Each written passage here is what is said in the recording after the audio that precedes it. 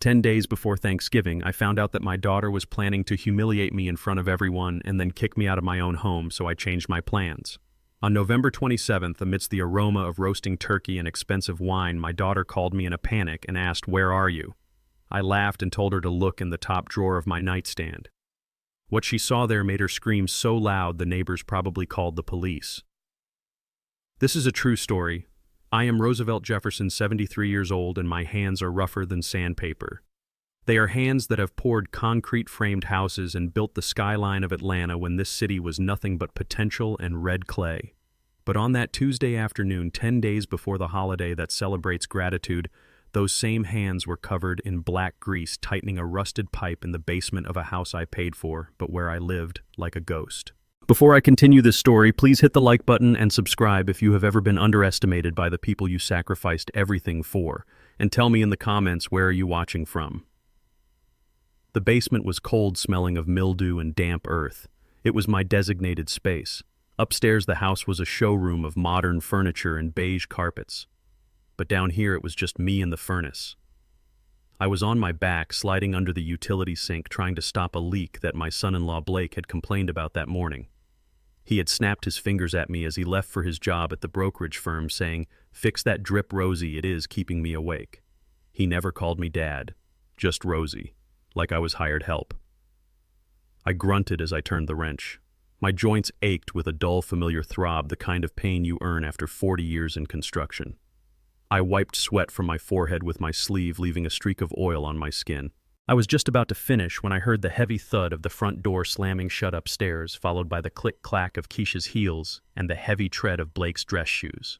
They were home early. I froze. Not out of fear, but out of habit. In this house, I had learned that invisibility was my best defense. The air vents in this old house were excellent conductors of sound-carrying voices from the living room directly down to where I lay on the concrete. I heard Blake's voice first. It was tight, high-pitched, the tone he used when he was trying to sound authoritative. "Keisha, we need to talk about the schedule for next week," he said. "My parents just confirmed their flight. They are arriving from Connecticut on Wednesday afternoon, a day early." I paused, holding my breath. I knew Blake's parents, the Vanderbilts. They were people who smiled with their teeth but never with their eyes. They looked at me as if I were a stain on the upholstery. "That is great, honey," Keisha replied, her voice sounding thin and anxious. "I will make sure the guest room is ready. I bought those Egyptian cotton sheets your mother likes." "No, Keisha." "You are not listening," Blake interrupted, his voice dropping an octave, becoming colder. "It is not about the sheets. It is about him." The silence that followed was heavy enough to crush the air out of the basement. I knew who him was. I gripped the wrench tighter. "What about my dad?" Keisha asked, though she sounded like she already knew the answer.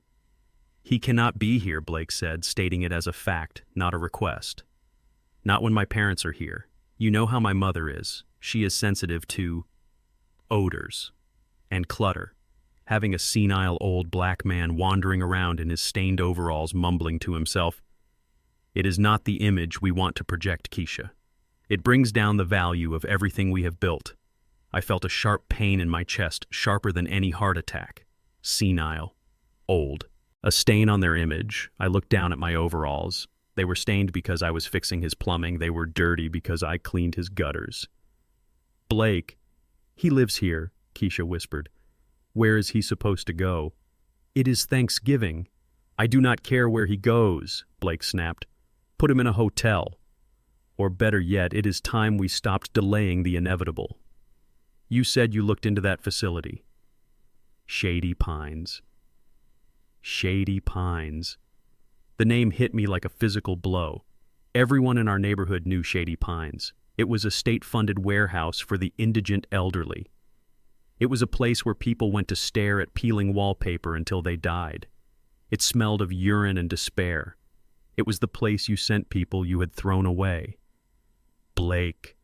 Shady Pines is... "It is not a nice place," Keisha said, her voice trembling. "It is what we can afford for him right now," Blake countered. "Look, Keisha, my parents are coming to celebrate my promotion. They think we are doing better than we are. If they see him living in the basement like a troll shuffling around, it ruins the narrative. I need them to invest in my new fund. If they see we are taking care of a burden, they will think we are not focused. He has to go." permanently. I waited. I waited for my daughter, the girl I had raised, alone after my wife Beatrice passed, the girl whose college tuition I paid for by working double shifts pouring concrete in the Georgia heat to scream at him. I waited for her to say, "Get out of my house." I waited for her to say, "That man is my father and he owns this roof over your head." Instead, I heard a sigh. A long, defeated sigh. "Okay," Keisha said softly. "Okay. You are right. He is getting worse anyway. Yesterday, he forgot to put the coaster under his coffee mug." I closed my eyes. I had not forgotten. Blake had moved the coaster to make me think I was slipping. "I will make the arrangements," Keisha continued. "I will tell him he has a doctor's appointment on Monday. We can drop him off at Shady Pines for an evaluation and just leave him there. We will tell him it is temporary until the doctors clear him. By the time he realizes, Thanksgiving will be over." "Excellent, Blake," said the tension leaving his voice. "You are making the right choice, babe. This is for us, for our future. Now come on, let's go get dinner. I don't want to be here when he crawls out of the basement." Their footsteps faded as they walked toward the kitchen, discussing wine pairings for the turkey. I lay there on the cold concrete floor, the wrench still in my hand. A single tear, hot and angry, rolled down my cheek and mixed with the grease on my face. They were not just kicking me out for the holiday. They were discarding me. They were planning to trick me, drive me to a hellhole, and abandon me there so they could impress some guests with a lie. I thought about the house. I bought this land 30 years ago. I framed the walls. I laid the hardwood floors they were walking on. I put the deed in my name, but I let them live here rent-free for 5 years because Blake said he needed to save capital. I had cooked their meals, fixed their cars, and made myself small so they could feel big. And this was my repayment. Shady Pines. I sat up slowly. My bones creaked, but my mind was suddenly clearer than it had been in years. The sadness began to evaporate, replaced by a cold, hard resolve. It was the same feeling I used to get before demolishing a condemned building. You check the structure, you plant the charges, and you bring it down fast. I reached into the pocket of my overalls and pulled out my phone. It was an old model, cracked screen, but the voice recorder worked perfectly. I had pressed record the moment I heard Blake's voice drop. I stopped the recording and saved the file. File name, Thanksgiving Plan. I stood up and walked to the cracked mirror hanging over the utility sink. I looked at the man reflected there. Gray hair, tired eyes, grease-stained cheeks. They saw a helpless old man. They saw a burden. They saw a resource that had been fully tapped out. They forgot that before I was a retiree, I was a foreman. I knew how to read a blueprint, and more importantly, I knew how to spot a structural failure. Keisha wanted to send me away. Fine, I would go, but I would not go to Shady Pines, and when I left, I would take the foundation of their lives with me. I turned on the faucet and began to scrub the grease from my hands with a bar of harsh yellow soap. I scrubbed until my skin was raw and red. I was washing away the dirt, but I was also washing away the last remnants of my mercy. I looked up at the ceiling, listening to the muffled sounds of my daughter laughing at something her husband said. "Laugh while you can," I whispered to the empty basement. "Because in 10 days you are going to learn that you never truly know who you are dealing with until you push them too far." I dried my hands on a rag, picked up my toolbox, and walked toward the stairs. I had work to do, not plumbing, demolition. 9 days before Thanksgiving, the humiliation moved from the basement to the living room. The house was buzzing with activity because Blake had decided to host an early cocktail mixer for his colleagues at the brokerage firm. He called it a networking event, but I knew what it really was. It was a desperate attempt to project wealth he did not have to people who did not care. At 4 in the afternoon, while I was in the kitchen trying to make myself a sandwich, Blake walked in holding a bundle of white fabric. He threw it at my chest. It was a white service jacket, the kind waiters wear at old country clubs.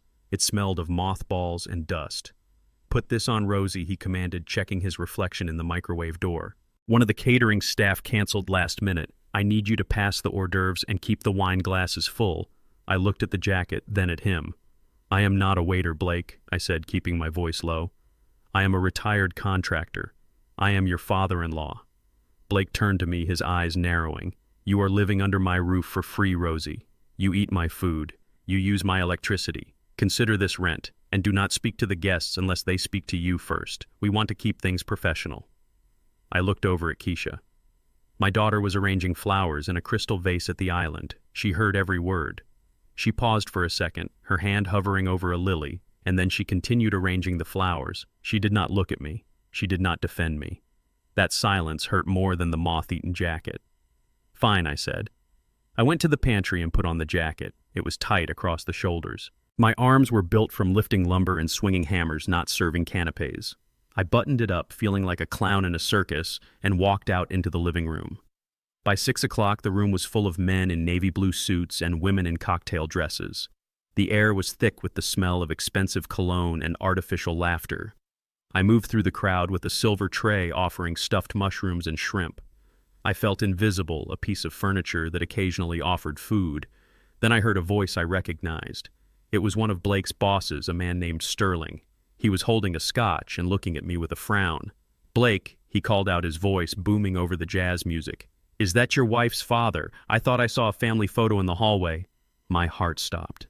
This was the moment. This was the moment Blake could claim me. He could say, "Yes, that is Roosevelt Jefferson. He built half the commercial district downtown. He is the reason we are standing in this house."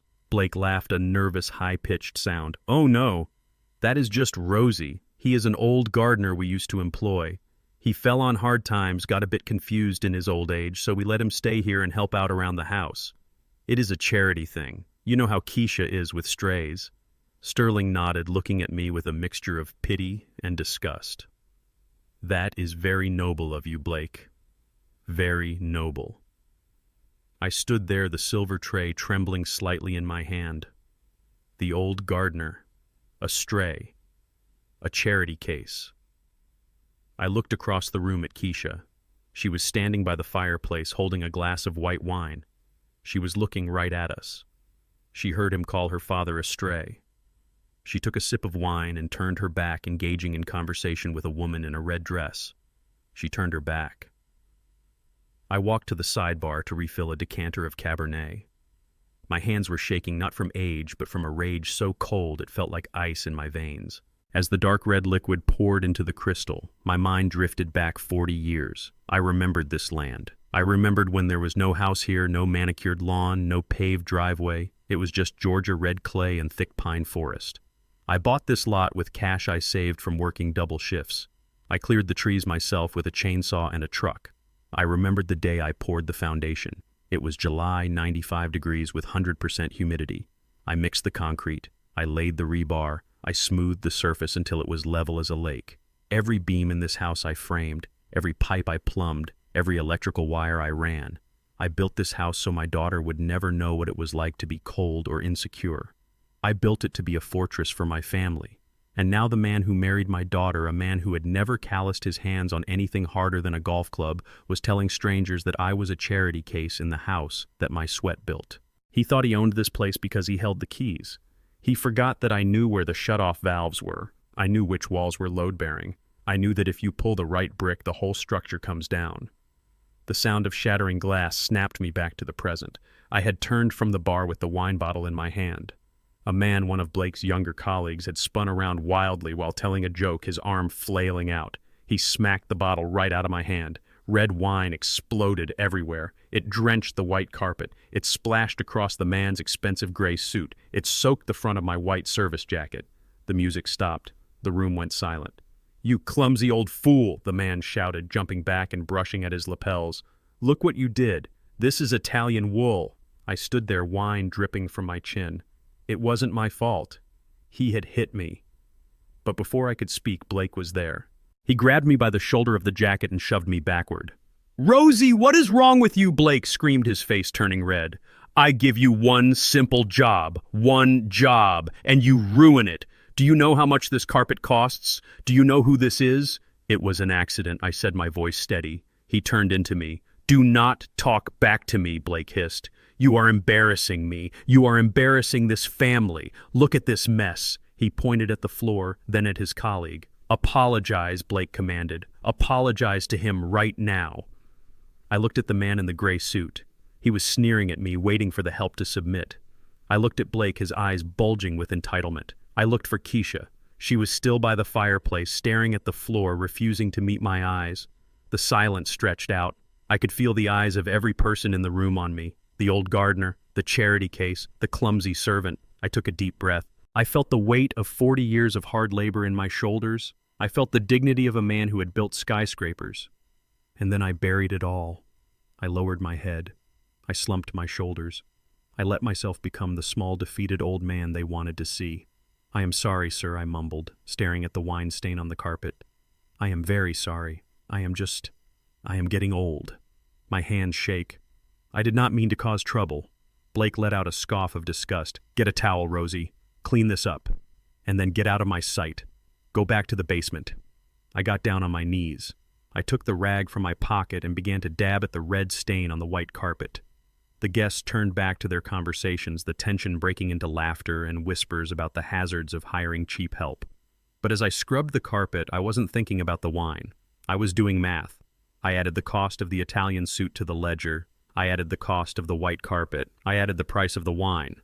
And then I added the price of my dignity. I scrubbed the floor, but in my head I was making a list. I was listing everything I was going to take from them. The house, the car, the reputation, the comfort. Blake thought he had just put a servant in his place. He didn't realize he had just handed the demolition orders to the foreman. I finished cleaning the spot, stood up, and walked toward the basement door with my head bowed. I did not look at Keisha. I did not need to. She had made her choice when she turned her back. I closed the basement door behind me and locked it. I took off the wine-stained jacket and threw it in the trash. I sat down on my cot and pulled out my notebook. Day 9. The humiliation was complete. Now, the eviction could begin. 8 days before Thanksgiving, the house sat in a silence so deep it felt heavy. Blake had left for the city in his leased BMW, projecting the image of a titan of industry, while Keisha had gone to her part-time job at the boutique. They thought they had left the house empty save for the old man in the basement. They forgot that the old man built the walls they were hiding behind. I waited until the electric hum of the garage door motor faded completely. Then I walked up the basement stairs, my boots heavy on the wood I had sanded and stained myself 20 years ago. I headed straight for the one room that was strictly off-limits. Blake's home office. The door was locked, of course. A standard interior privacy lock. To a man who has installed bank vaults and reinforced steel doors, a privacy lock is a joke.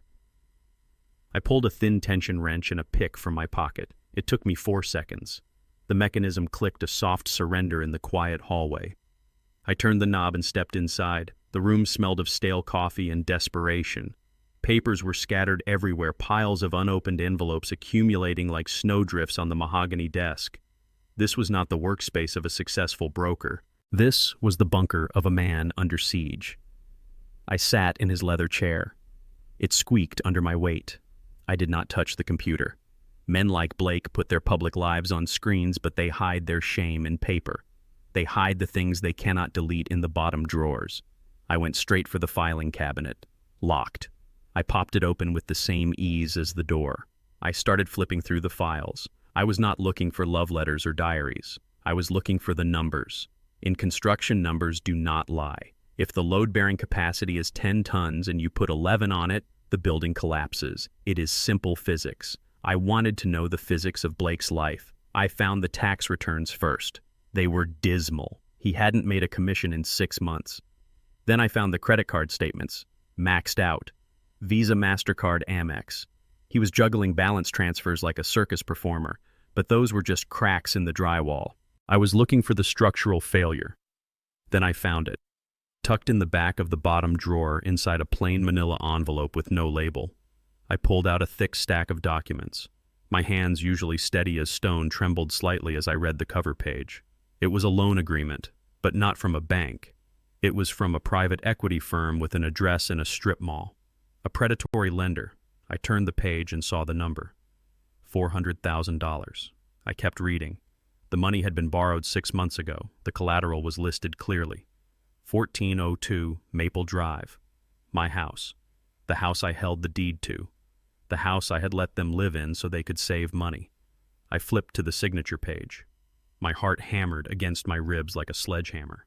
There at the bottom of the page was a signature. Roosevelt Jefferson. It was my name. But it was not my hand. The loops were too wide. The pressure was too light. It was a forgery.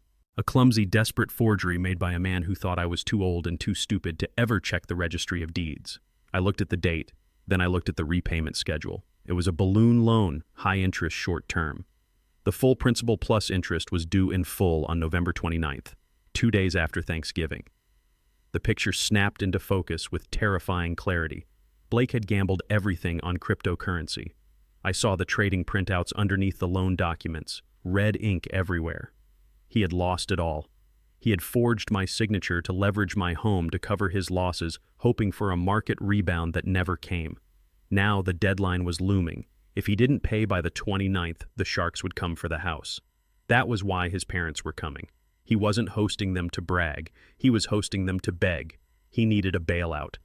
And he needed me gone because if his wealthy father saw a senile old man in the basement, he might ask questions. If he saw the true owner of the house, the lies would crumble. They were not just kicking me out because they were ashamed of me. They were kicking me out because they had already sold me down the river. They needed the house empty so they could either refinance with his parents' money or hand the keys over to the loan sharks without me putting up a fight. I stared at the forged signature. It was a crime. A felony. Identity theft. Mortgage fraud. I took out my phone and snapped clear, high-resolution photos of every page. The loan amount, the address, the forgery, the crypto losses. I documented the ruin of Blake's life page by page. Suddenly, the rumble of the garage door opening vibrated through the floorboards. Keisha. She was home hours early. I felt a surge of adrenaline. I had seconds. I couldn't be found sitting at his desk holding the evidence of his crime. If they knew I knew, they might do something drastic. Desperate men do dangerous things. I shoved the papers back into the manila envelope and threw it into the back of the drawer. I kicked the drawer shut. I stood up and looked around frantically. I grabbed a microfiber cloth from the bookshelf and started wiping the surface of the desk. Footsteps pounded up the stairs, fast, angry. The door to the office flew open. Keisha stood there, still in her coat, her eyes wide with shock and instant fury. She saw me standing by Blake's desk, a rag in my hand. "Dad!" she screamed. "What are you doing in here?" I hunched my shoulders. I let my mouth hang open slightly. I put on the mask of the confused old man. I was looking for the newspaper, Keisha, I stammered, wiping the corner of the desk with the cloth. And it was dusty in here. I thought I would clean up for Blake. He likes things clean. Keisha marched across the room and snatched the cloth from my hand. "You are not supposed to be in here," she hissed. "Blake has told you 1,000 times. This is his private office. You are not to touch his things. You are prying. You are a nosy, senile old man." She pushed me toward the door. Her hands were rough. This was the girl I used to carry on my shoulders to parades. This was the girl whose scraped knees I bandaged. Now she was shoving me out of a room to protect the husband who was bankrupting us both. "I am sorry, baby," I muttered, shuffling my feet. "I just wanted to help. I forgot." "You always forget," she snapped. "You forget everything. Get downstairs. Stay in the basement until dinner. I cannot deal with you right now. I have a headache."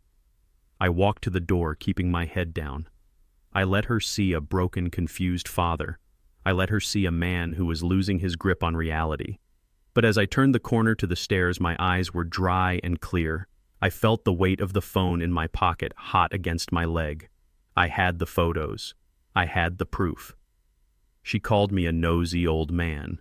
She was right. I was nosy. And I had just found the bomb that was going to blow their world apart. I walked down the basement stairs, descending back into the dark. But the darkness didn't bother me anymore. I sat on my cot and looked at the photos on my phone screen. $400,000.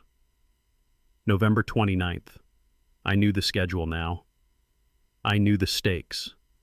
And I knew exactly how to bring the whole structure down on top of their heads. Day 8. The reconnaissance was over. It was time to call the demolition crew. 7 days before Thanksgiving, the morning air was crisp and bit at my exposed skin like a warning. I sat on a peeling green bench in Washington Park, 3 blocks from the house that was no longer a home. Pigeons pecked at the asphalt near my boots, oblivious to the fact that a war was being planned just above their heads. I reached into the deep inner pocket of my heavy coat and pulled out a phone. It wasn't the smartphone Keisha monitored, the one she checked to see if I had wandered off or called for help. This was a prepaid flip phone I had bought with cash 5 years ago and kept fully charged in a hollowed-out book in the basement. It was my lifeline to a life they thought was dead. I dialed a number I knew better than my own social security number. It rang twice. Roosevelt, a deep, cultured voice, answered. It was Arthur Thorne. He wasn't just a lawyer. He was the man who held the keys to the vault. I am surprised to hear from you on this line. Is there an emergency? There is no emergency. Arthur, I said, my voice steady against the wind. It is an eviction. I waited a beat, letting the words settle over the line. I want you to activate Protocol 17, I said. There was a long silence on the other end. I could hear the rustle of papers, the sound of a heavy leather chair creaking as Thorne sat up straight. Protocol 17. Thorne repeated, his voice dropping to a whisper. Rosie, are you sure? That is the nuclear option. We drafted that 10 years ago as a contingency for absolute catastrophe. The catastrophe has arrived, I replied. I want you to sell the house at 1402 Maple Drive. But Roosevelt, that is your residence. That is where Keisha lives. Not for long, I said. I want you to sell it immediately, and I want you to sell it to the Falcon Development Group. Thorne gasped. Falcon. Rosie, you know what they do. They are commercial sharks. They have been trying to buy that block for a decade to build a strip mall. If you sell to them, they will not preserve the structure. They will flatten it. That is exactly what I want, I said, staring at a squirrel running up an oak tree. I want a specific clause in the sale contract. Immediate possession, immediate demolition. I want the bulldozers on the lawn the moment the ink is dry. I want the contract signed, sealed, and executed by noon on Thanksgiving Day. Thorne paused. I could almost hear his legal mind racing, looking for a way to talk me down. Rosie, listen to me, he said gently. I know things have been strained with Keisha and that husband of hers. But this is cruel. If you do this, you are putting your own daughter on the street. You are destroying an asset worth $500,000 just to make a point. Can we not just evict them legally? It takes 90 days, but it is cleaner. I do not have 90 days, I snapped. Blake forged my signature on a predatory loan. He owes $400,000 to sharks and the house is the collateral. The deadline is November 29th. If I do not sell it and destroy it before then, the sharks take it anyway and I lose the equity. This way I cash out and Blake is left holding a bag of debt with no asset to back it up. Thorne let out a low whistle. Forgery. That boy has a death wish. He has a death wish, I agreed, and he tried to drag me into the grave with him. They are planning to commit me, Arthur. They want to put me in Shady Pines. They think I am a senile old fool who is in the way. The line went silent again, but this time it was a cold, angry silence. Thorne knew Shady Pines. He knew what that meant. Okay, Thorne said, his voice hard as granite. I understand.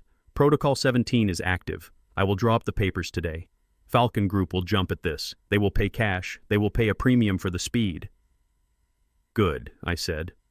And Arthur, make sure the demolition crew is booked for noon on Thursday. I want the turkey to be warm on the table when the walls come down. I will handle it, Thorne said. But Rosie, are you sure about Falcon? You know who sits on that board. I smiled, a thin, humorless expression that no one in the park could see. I know exactly who sits on that board, Arthur, I said. I do. I hung up the phone and snapped it shut. I sat there for a moment, letting the cold air fill my lungs. Arthur Thorne was a good man, but he sometimes forgot the details. He forgot why the Falcon Development Group was called Falcon. He forgot that 30 years ago, when Atlanta was booming and black contractors were being shut out of the big downtown bids, a group of us met in a back room of a barbecue joint on Sweet Auburn Avenue. We pooled our money. We pooled our resources. We created a holding company that didn't have a face, just a name. Falcon. I wasn't just selling my house to a developer. I was selling my house to myself. I owned 15% of Falcon Development Group. My name wasn't on the website. My face wasn't in the annual reports. I was a silent partner, a ghost in the machine. For 30 years, I had used my dividends to reinvest to build a portfolio that would ensure my family never went hungry. Keisha didn't know. Blake certainly didn't know. They looked at my calloused hands and my dirty overalls and saw a laborer. They didn't see the man who owned the building Blake's brokerage firm rented their offices from. They didn't see the man who sat on the board that approved the construction of the very mall Keisha liked to shop at. I had kept it secret to protect them. I wanted them to build their own lives, to find their own strength. I didn't want them to be trust fund babies who never learned the value of a dollar. But Blake hadn't learned. He had just learned how to steal. And Keisha hadn't learned. She had just learned how to betray. I stood up from the bench. My knees popped, but I felt stronger than I had in years. The secret I had carried was no longer a burden. It was a weapon. I was going to sell my house to my own company. I was going to pay myself for the privilege of destroying the roof over my traitorous children's heads, and the money from the sale. I would put it right back into the Falcon Fund. It was the perfect circle, the perfect justice. I checked my watch. I had been gone 20 minutes. Keisha would be waking up soon. She would check the basement to make sure the old man was still there, still confused, still helpless. I walked back toward the house, slipping the burner phone back into its hiding place inside my coat. I practiced my shuffle. I let my shoulders slump. I relaxed my face into a mask of benign confusion. Let them think they are in control for a few more days, I thought. Let them plan their dinner. Let them invite their guests. Because when the clock strikes 12 on Thanksgiving Day, they are going to find out that the man they tried to bury is the man who owns the shovel. I turned the corner onto Maple Drive. The house looked peaceful in the morning light. It looked solid. It looked permanent. It was a lie. It was already dust. It just didn't know it yet. 6 days before Thanksgiving, the psychological warfare began in the kitchen. I woke up to the smell of bacon and fresh coffee scents that usually signal a warm family morning. But in this house, they were the opening shots of a coordinated attack on my sanity. I walked into the kitchen wearing my flannel pajamas, shuffling my feet just enough to maintain the illusion of frailty. Blake was leaning against the granite island, holding his smartphone with the camera lens pointed directly at me. Keisha was at the stove, her back rigid. "Good morning, Rosie," Blake said, his voice dripping with a fake, loud cheerfulness usually reserved for toddlers or the hard of hearing. "Did you sleep well? Do you know what day it is?" I ignored his tone and went to the cabinet where I kept my blood pressure medication. I reached for the orange bottle that had sat on the second shelf for 5 years. My hand grasped nothing but air. I blinked and felt around. The shelf was empty. I moved the spice jars. Nothing. I turned to Keisha. "Keisha, baby. Have you seen my pills? I put them right here yesterday." Keisha turned around, wiping her hands on a dish towel. She refused to meet my eyes. "Dad, we talked about this," she said, her voice tight. "You finished that bottle 3 days ago. You threw it out. Do you not remember?" I stared at her. I had refilled that prescription on Monday. The bottle was full. This was gaslighting, pure and simple. They were trying to make me doubt my own mind, or worse, create a record of my incompetence. "I did not finish them," I said, keeping my voice calm. "I just got them." Blake stepped closer, the phone camera tracking my every movement. "See, this is what we are dealing with," Blake narrated to the invisible audience on his phone. "He forgets his medication. He gets confused about dates.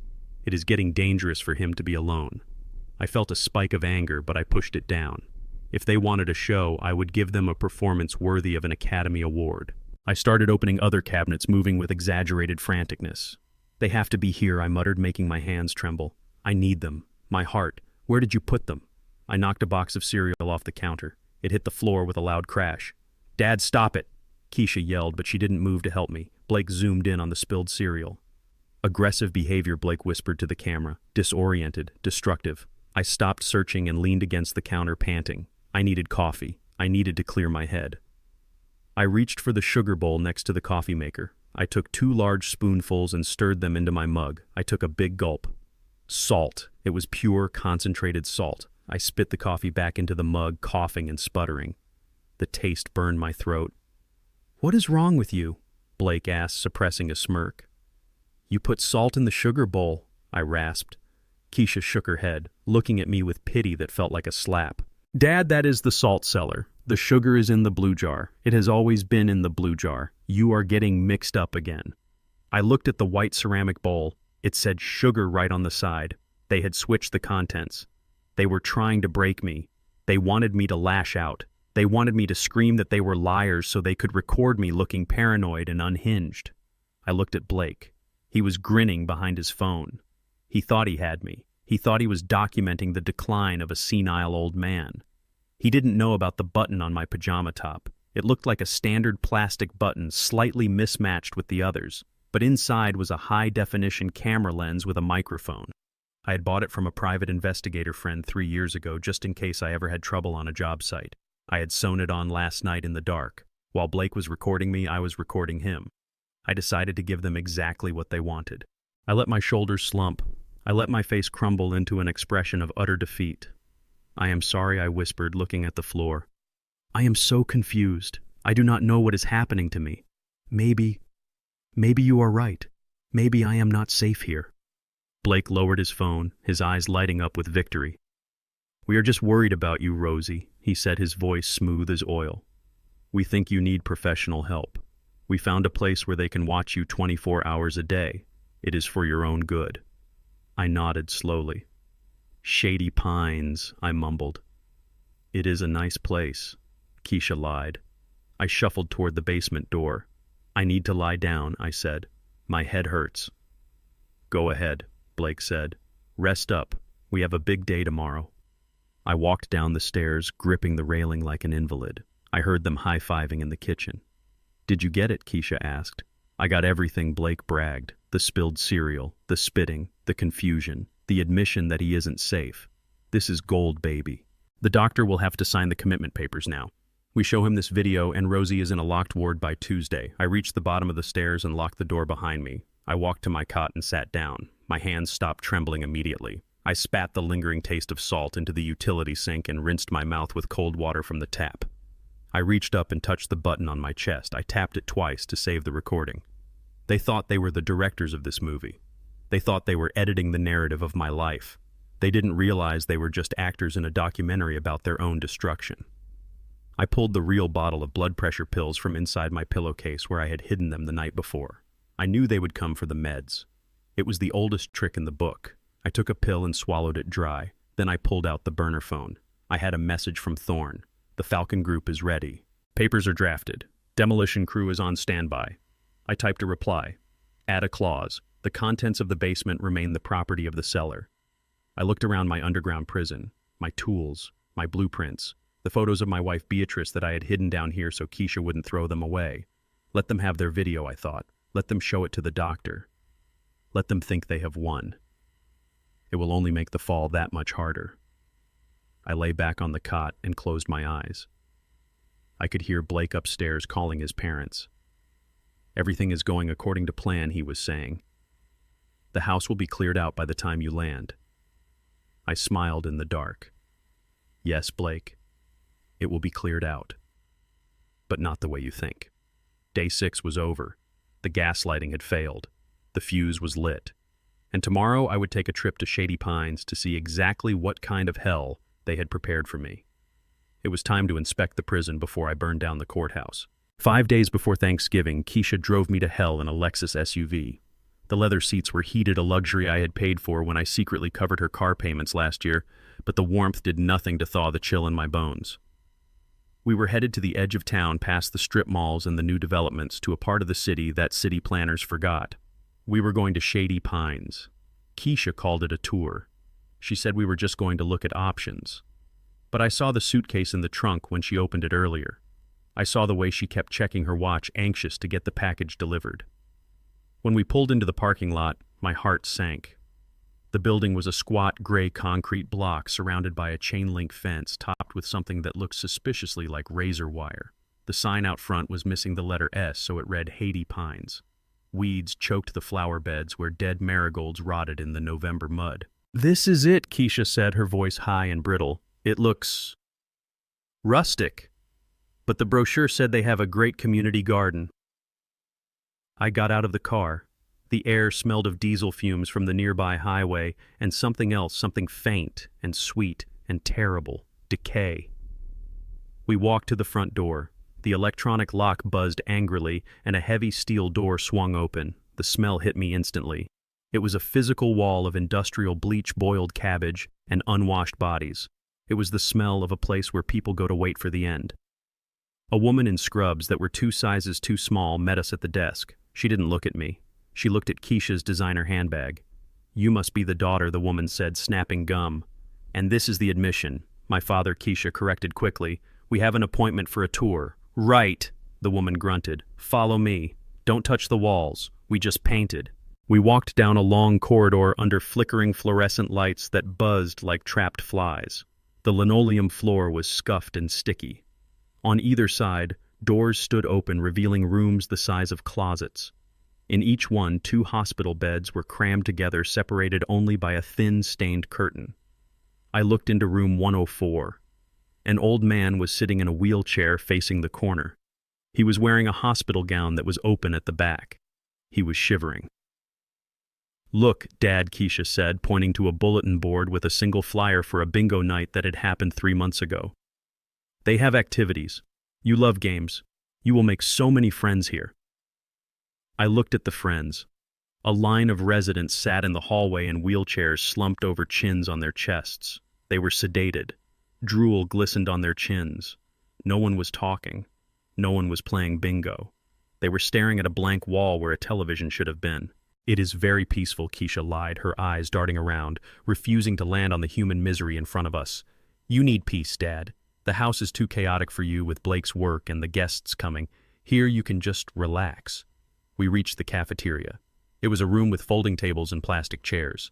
A worker was slopping something gray and lumpy onto plastic trays. "The food is nutritious," Keisha stammered. "And look, big windows." The windows looked out onto a brick wall and a dumpster. I stopped walking. I stood in the middle of the hallway, surrounded by the moans of the forgotten. I looked at my daughter. Keisha was 35 years old. I remembered holding her when she was a baby, promising her that I would always keep her safe. I remembered sitting up with her when she had the chickenpox, reading her stories until my voice gave out. I remembered paying for her braces, her prom dress, her college tuition. I had built her a life, brick by brick. And this was her return on that investment. A room in a warehouse that smelled of death. "Dad, please," Keisha whispered, grabbing my arm. Her grip was tight, desperate. "Do not make a scene. This is the best we can do. It is expensive to live in the city. Blake says this is the only way we can get ahead. You want us to be happy, don't you?" She was pleading with me to agree to my own incarceration so her husband could buy a new boat. She was asking me to die quietly so she wouldn't have to feel guilty. I looked at her face. I searched for the little girl who used to cry when she stepped on a bug. She was gone. In her place was a woman consumed by the need to please a man who despised her heritage and her father. I saw the greed in her eyes, but it wasn't even her own greed. It was a borrowed hunger. She wanted what Blake wanted because she was terrified he would leave her if she didn't give it to him. She saw me as a resource that had run dry, an empty wallet, a piece of trash that needed to be taken out before the real company arrived. In that moment, the last tether of fatherly obligations snapped. I did not see my child anymore. I saw a stranger. I saw a conspirator. I saw a monster who was hungry for the marrow of my bones. If I fought her now, if I screamed and refused, she would just find a way to drug me or force me. Blake would call the police and say I was violent. They would drag me in here in handcuffs. No, I had to play the game. I had to walk into the trap so I could dismantle it from the inside. I took a deep breath, inhaling the scent of bleach and betrayal. I let my face go slack. I let my eyes look tired and defeated. "It is okay, Keisha," I said, my voice soft. "I understand. You have your own life now. I am just tired. Maybe you are right. Maybe I need to rest." Keisha let out a breath she had been holding for 10 minutes. Her shoulders dropped. A smile, genuine and terrifying, spread across her face. "Oh, Dad, thank you," she gushed. "You will see. It is going to be great. You just need a few days to adjust. We will bring you on Monday morning. Just in time for the doctors to check you out." She meant just in time for Thanksgiving to be free of me. "Okay, baby," I said. "Monday." She hugged me. It was a cold hug. She was hugging a problem that had just solved itself. She was hugging a check that was about to clear. We walked back to the car. I didn't look back at the building. I didn't need to. I knew I would never spend a night in there. As we drove away, Keisha turned on the radio and started humming along to a pop song. She was happy. She had done the dirty work. She had disposed of the body. I looked out the window at the passing city. I saw a construction crane in the distance lifting a steel beam. I thought about Falcon Development Group. I thought about the demolition order sitting on Arthur Thorne's desk. Keisha thought she was driving me home to pack. She didn't know she was driving a man who had just authorized the destruction of her world. She thought she had won. She thought I was weak. She forgot that you don't judge a building by its paint. You judge it by its foundation. And hers was built on sand. Monday, I thought, You want to bring me here on Monday. By Monday, you won't have a car to drive me in. I closed my eyes and let her drive me back to the house I was about to erase from the map. Day 5 was over. The tour of hell was complete. Now it was time to bring the fire. 4 days before Thanksgiving, the final eviction order was delivered not by a judge but by my son-in-law standing in the kitchen doorway holding a can of air freshener. It was 7 in the morning and I was sitting at the small breakfast table in the corner trying to eat a piece of dry toast without drawing attention to myself. The house was already beginning to transform. The furniture had been rearranged to look more spacious, and the photos of my late wife and me had been taken down from the mantel, replaced by generic art prints of sailboats and geometric shapes. Blake walked into the room and immediately sprayed a cloud of lavender scent into the air, wrinkling his nose as if he had just stepped into a sewer. He looked at me with a mixture of impatience and disgust. "Rosie, we have a situation," Blake announced, setting the can down on the counter with a thud. "My parents called. They are driving down early. They will be here tomorrow afternoon." I chewed my toast slowly, not looking up. "That is nice, Blake," I said. "Safe travels to them." "No, you do not understand," Blake snapped, stepping closer. "We need to prep the house.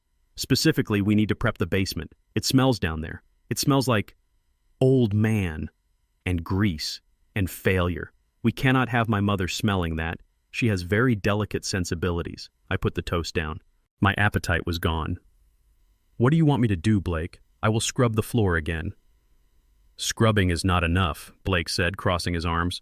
"We need to air it out, fumigate it, whatever. The point is you cannot sleep down there tonight, or tomorrow, or until they leave."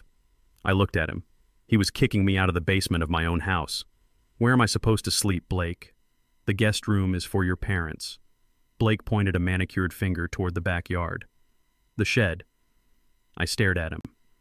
The shed was a 12 by 12 wooden structure I had built 15 years ago to store the riding lawnmower and the gardening tools. It was uninsulated. It had a single window that didn't close all the way. It had electricity, but only a single bulb dangling from a wire. It was November in Atlanta. The nights were dipping into the 30s. The shed. I repeated, my voice flat. "It is freezing out there, Blake. There is no heat." "It is just for a few nights," Rosie, Blake said dismissively. "Grab a couple of extra blankets. You are tough, right? You used to work construction. You have slept in worse places.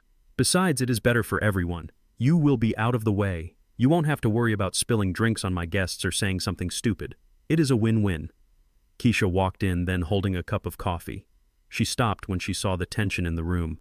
"He wants me to sleep in the tool shed, Keisha," I said, looking directly at my daughter, like a dog. Keisha looked at Blake, then at me. She bit her lip. She knew it was wrong. I could see the flicker of guilt in her eyes, the last remnant of the girl I raised. But then she looked at the new curtains, the expensive appliances, the life she was terrified of losing. The guilt flickered out. "Daddy, it is. It is really cluttered in the basement," Keisha said, her voice weak. "And Blake's mom is really allergic to dust. Maybe it would be better, just for a couple of nights. We can run an extension cord out there for a space heater. It will be like camping. Remember when we used to go camping?" Camping. She was comparing sleeping next to a gas can and a lawnmower to our family trips to the Blue Ridge Mountains. "Fine," I said. I stood up, pushing the chair back. The shed. I walked past them, head down, shoulders slumped. I let them think they had broken me. I let them think I was retreating. I went down to the basement one last time. I didn't pack clothes, I didn't pack toiletries, I grabbed a small canvas bag. Into it I put the only things that mattered. The deed to the house, the original copy which I had kept taped behind the water heater. My passport, and the photo album of Beatrice and me from when we built this place. I walked out the back door without saying a word. The wind hit me instantly cold and biting. I trudged across the lawn, the grass crunching under my boots. The shed was cold dark and smelled of gasoline and fertilizer. I cleared a space on the workbench and set my bag down. I found an old tarp and laid it over a stack of fertilizer bags to make a bed. I sat there in the gloom, my breath misting in the air. I wasn't cold. The fire inside me was burning too hot for that. I checked my burner phone. One message from Thorne. "The paperwork is ready. The buyer is ready. Just give the word." I didn't reply yet. I needed to see one more thing. I needed to see how far they would go. Night fell early. The temperature dropped. I wrapped myself in the tarp, sitting on a bucket near the shed window. I had a direct view of the back of the house. The kitchen lights were blazing. I could see Keisha and Blake moving around, laughing, drinking wine. They looked happy. They looked relieved. The problem was gone. The stain had been removed. Around 10 o'clock, the back door opened. A beam of yellow light cut across the dark yard. Blake stepped out. He was struggling with something heavy. He was dragging it across the floorboards of the deck. I squinted through the dirty glass of the shed window. It was a chair. My heart hammered against my ribs. It wasn't just any chair. It was the burgundy leather wingback armchair that Beatrice had bought me for our 30th anniversary. It was the chair I sat in every evening to read the paper. It was the chair where I had held Keisha when she had her heart broken for the first time. It was the chair where I sat the night Beatrice died, holding her hand until the ambulance came. That chair was molded to my body. It smelled of my pipe tobacco and Beatrice's perfume. It was the throne of this house. Blake dragged it to the edge of the deck. He didn't lift it. He didn't carry it with respect. He shoved it. The chair tumbled down the 3 wooden steps, bouncing violently. One of the legs snapped with a sound that echoed like a gunshot in the quiet night. It landed upside down in the mud near the garbage cans. "Get that piece of junk out of here," I heard Blake yell back into the house. "I am not having my parents see that rotting leather monstrosity. It smells like a nursing home." Keisha appeared in the doorway. She held a trash bag. She walked down the steps, stepped over the broken chair without even looking at it, and tossed the bag into the bin. She turned around and went back inside. Blake kicked the chair once, hard, as if to make sure it was dead. Then he followed her in and slammed the door. The lock clicked. I sat in the shed, watching my chair lying broken in the mud. It looked like a corpse. Something inside me snapped. It wasn't a loud snap. It was the quiet final sound of a structural beam giving way under too much weight. I had built that house for them. I had given them my savings. I had given them my dignity. I had even given them my silence. But that chair was Beatrice. They had thrown my wife into the mud. I reached into my pocket and pulled out the burner phone. My hands were steady. My eyes were dry. I didn't feel the cold anymore. I didn't feel the hunger. I only felt the absolute clarity of a man who has nothing left to lose because it has all been taken from him. I dialed Thorne's number. It went to voicemail. "Execute the contract," I said into the phone. "Noon on Thursday. Tell the demolition crew to bring the big excavators. I want the foundation dug up. I want the earth salted." I hung up. I looked at the house one last time. It glowed warmly in the night, a beacon of comfort and family. "Enjoy it, Blake," I whispered to the cold air.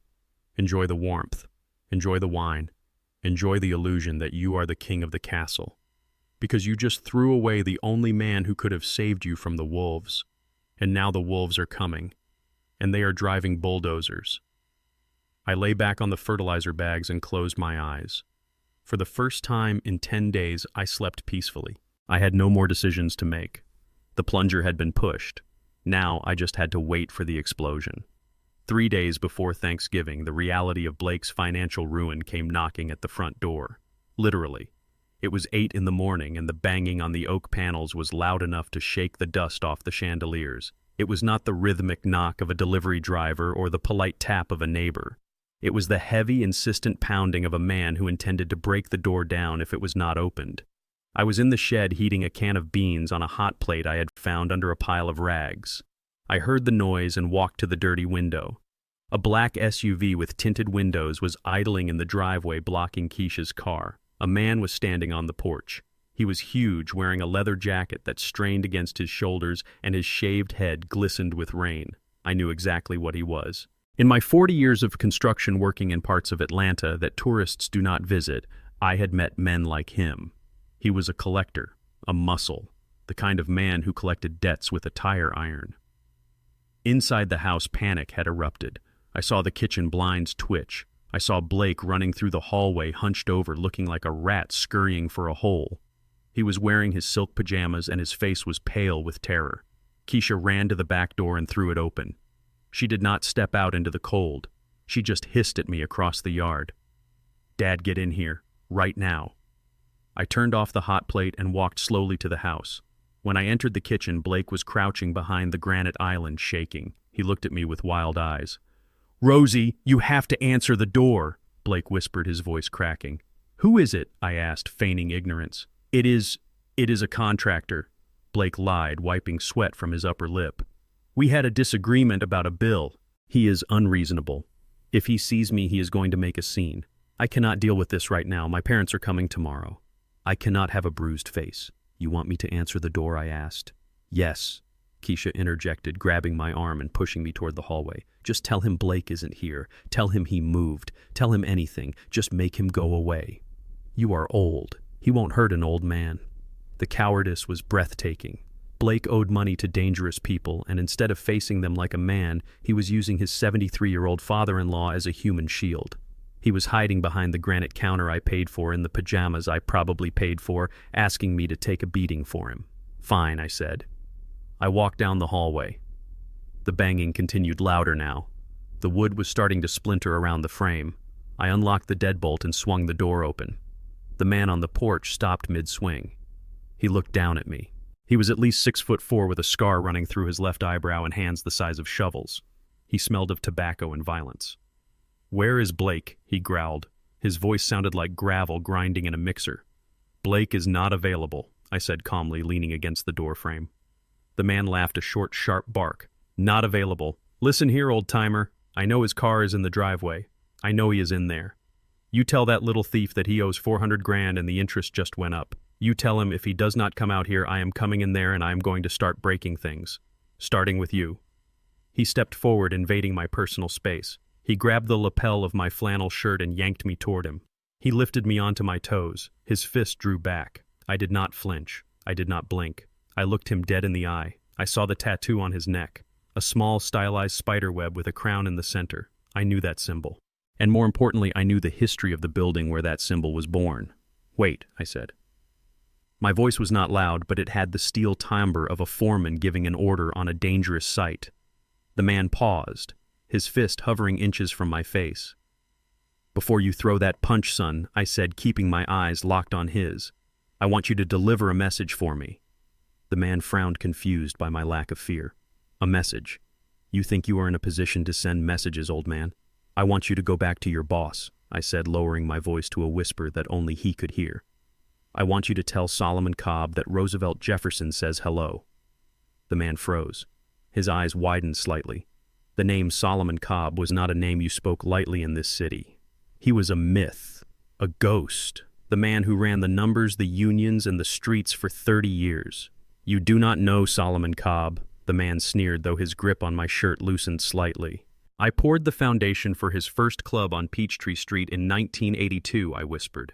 I built the safe room in his grandmother's house in Vine City because he did not trust anyone else to do it. I fixed the roof of the church where his daughter got married. Ask him who Rosie is. Ask him about the concrete job at the Blue Flame. The color drained from the man's face. He looked at me, really looked at me, searching for the truth in my weathered face. He saw the calluses. He saw the eyes of a man who had seen things. He let go of my shirt. He stepped back, smoothing the fabric he had just wrinkled. His aggression evaporated, replaced by a sudden awkward respect. He looked like a schoolboy who had just realized he was yelling at the principal. Mr. Jefferson, he stammered. I did not know. The paperwork just said Blake Anderson. Nobody said anything about family. It is okay, son, I said, adjusting my collar. You are just doing your job. But you tell Solomon that Blake is my problem, and I will handle him. Tell him the debt will be settled on Thursday. Thursday, the man repeated, nodding vigorously. Yes, sir. Thursday. I will tell him. I apologize for the disturbance, sir. Maximum respect. He backed away down the porch steps, keeping his head lowered.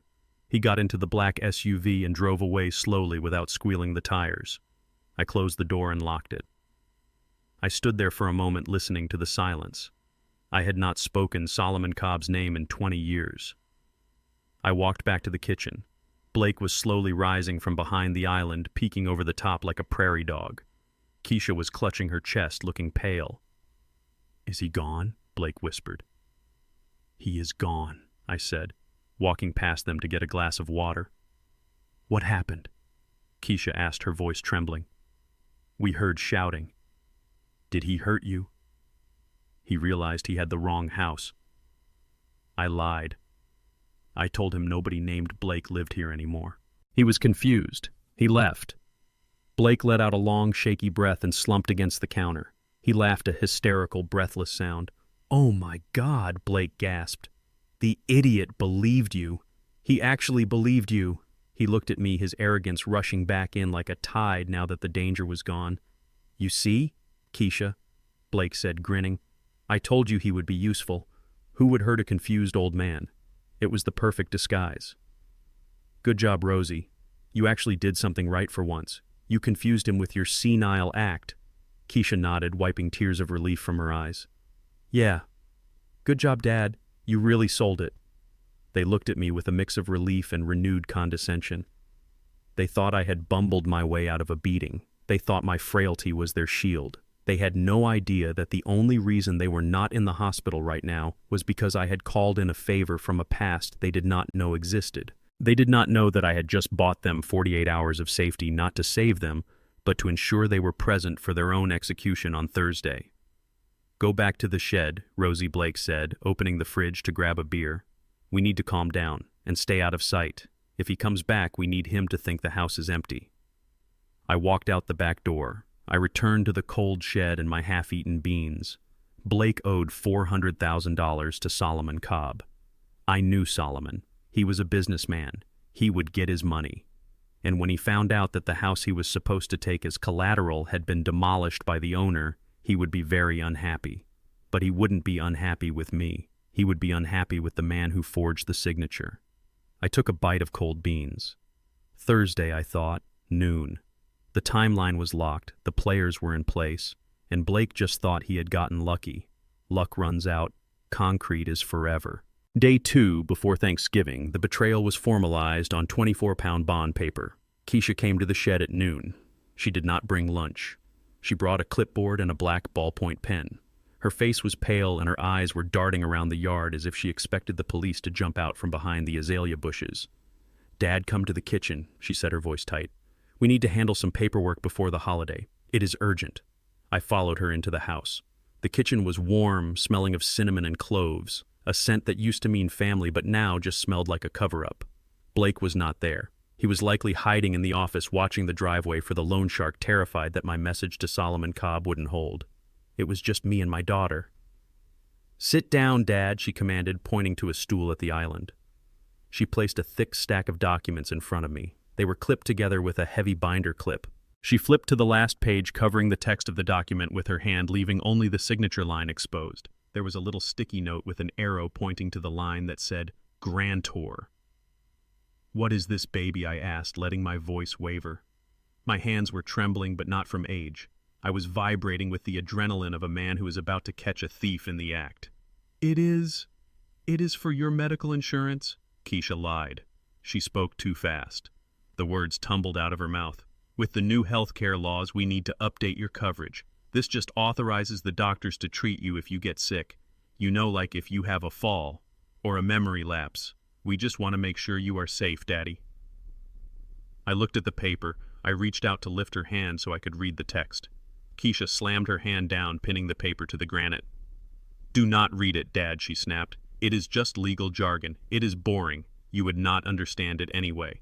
Just sign the line. We have to mail this by 5 o'clock, or you lose your coverage. Do you want to lose your doctor? Do you want to be sick and have nobody to help you?" She was threatening me with my own mortality. She was weaponizing my health to steal my wealth. I knew exactly what was under her hand. It wasn't medical insurance. It was a durable power of attorney. It was a document that would give her and Blake total control over my bank accounts, my pension, and my property. It was the key to the kingdom. I looked at her face. I saw the sweat beading on her upper lip. I saw the way her fingernails were digging into the paper. She was terrified. She needed this signature. Without it, they couldn't sell the house. Without it, they couldn't pay the shark. Without it, their lives were over. "Where are my reading glasses?" I asked, patting my chest pocket. "I cannot sign anything without my glasses, Keisha. You know that." "You do not need them," she practically screamed, shoving the pen into my hand. "Just sign your name, right there. Just write Roosevelt Jefferson. Do it for me, Dad, please. If you love me, you will just sign it, if I love her." She was using love as a lever to pry open my coffin. I took the pen. I held it awkwardly, making my hand shake violently. I let the tip of the pen hover over the paper. I looked at her one last time. I wanted to see if there was any hesitation, any remorse, any sign that my daughter was still in there. There was nothing, just greed and panic. "Sign it," she whispered. I lowered the pen. I remembered the thousands of contracts I had signed in my career, change orders, liability waivers, payroll checks. My signature was a precision instrument. It was sharp, legible, and authoritative. But today Roosevelt Jefferson did not sign that paper. I pressed the pen to the paper and I let my hand slide. I didn't write my name. I wrote a jagged, looping scrawl that looked like a seismograph of an earthquake. It was nonsense. It was a chaotic mess of ink that bore no resemblance to my legal signature. It looked like the mark of a man who had lost his mind. But more importantly, hidden within the jagged loops, if you looked very closely with a magnifying glass, the letters did not spell Roosevelt. They spelled, "I know." I finished the scrawl and let the pen drop from my fingers. It rolled across the counter and hit the floor. "There," I rasped. "Is that good?" Keisha snatched the paper away before the ink was even dry. She stared at the signature. For a second I thought she would catch it. I thought she would see that it was garbage. But she didn't see the signature. She saw the salvation. She saw $400,000. She saw freedom. "It is perfect, Dad." She breathed, her eyes lighting up with a manic joy. "It is perfect. You did a good job." She gathered the papers and hugged them to her chest like a newborn baby. "Now go back to the shed," she said, her voice suddenly cold and dismissive again. "I have to mail this.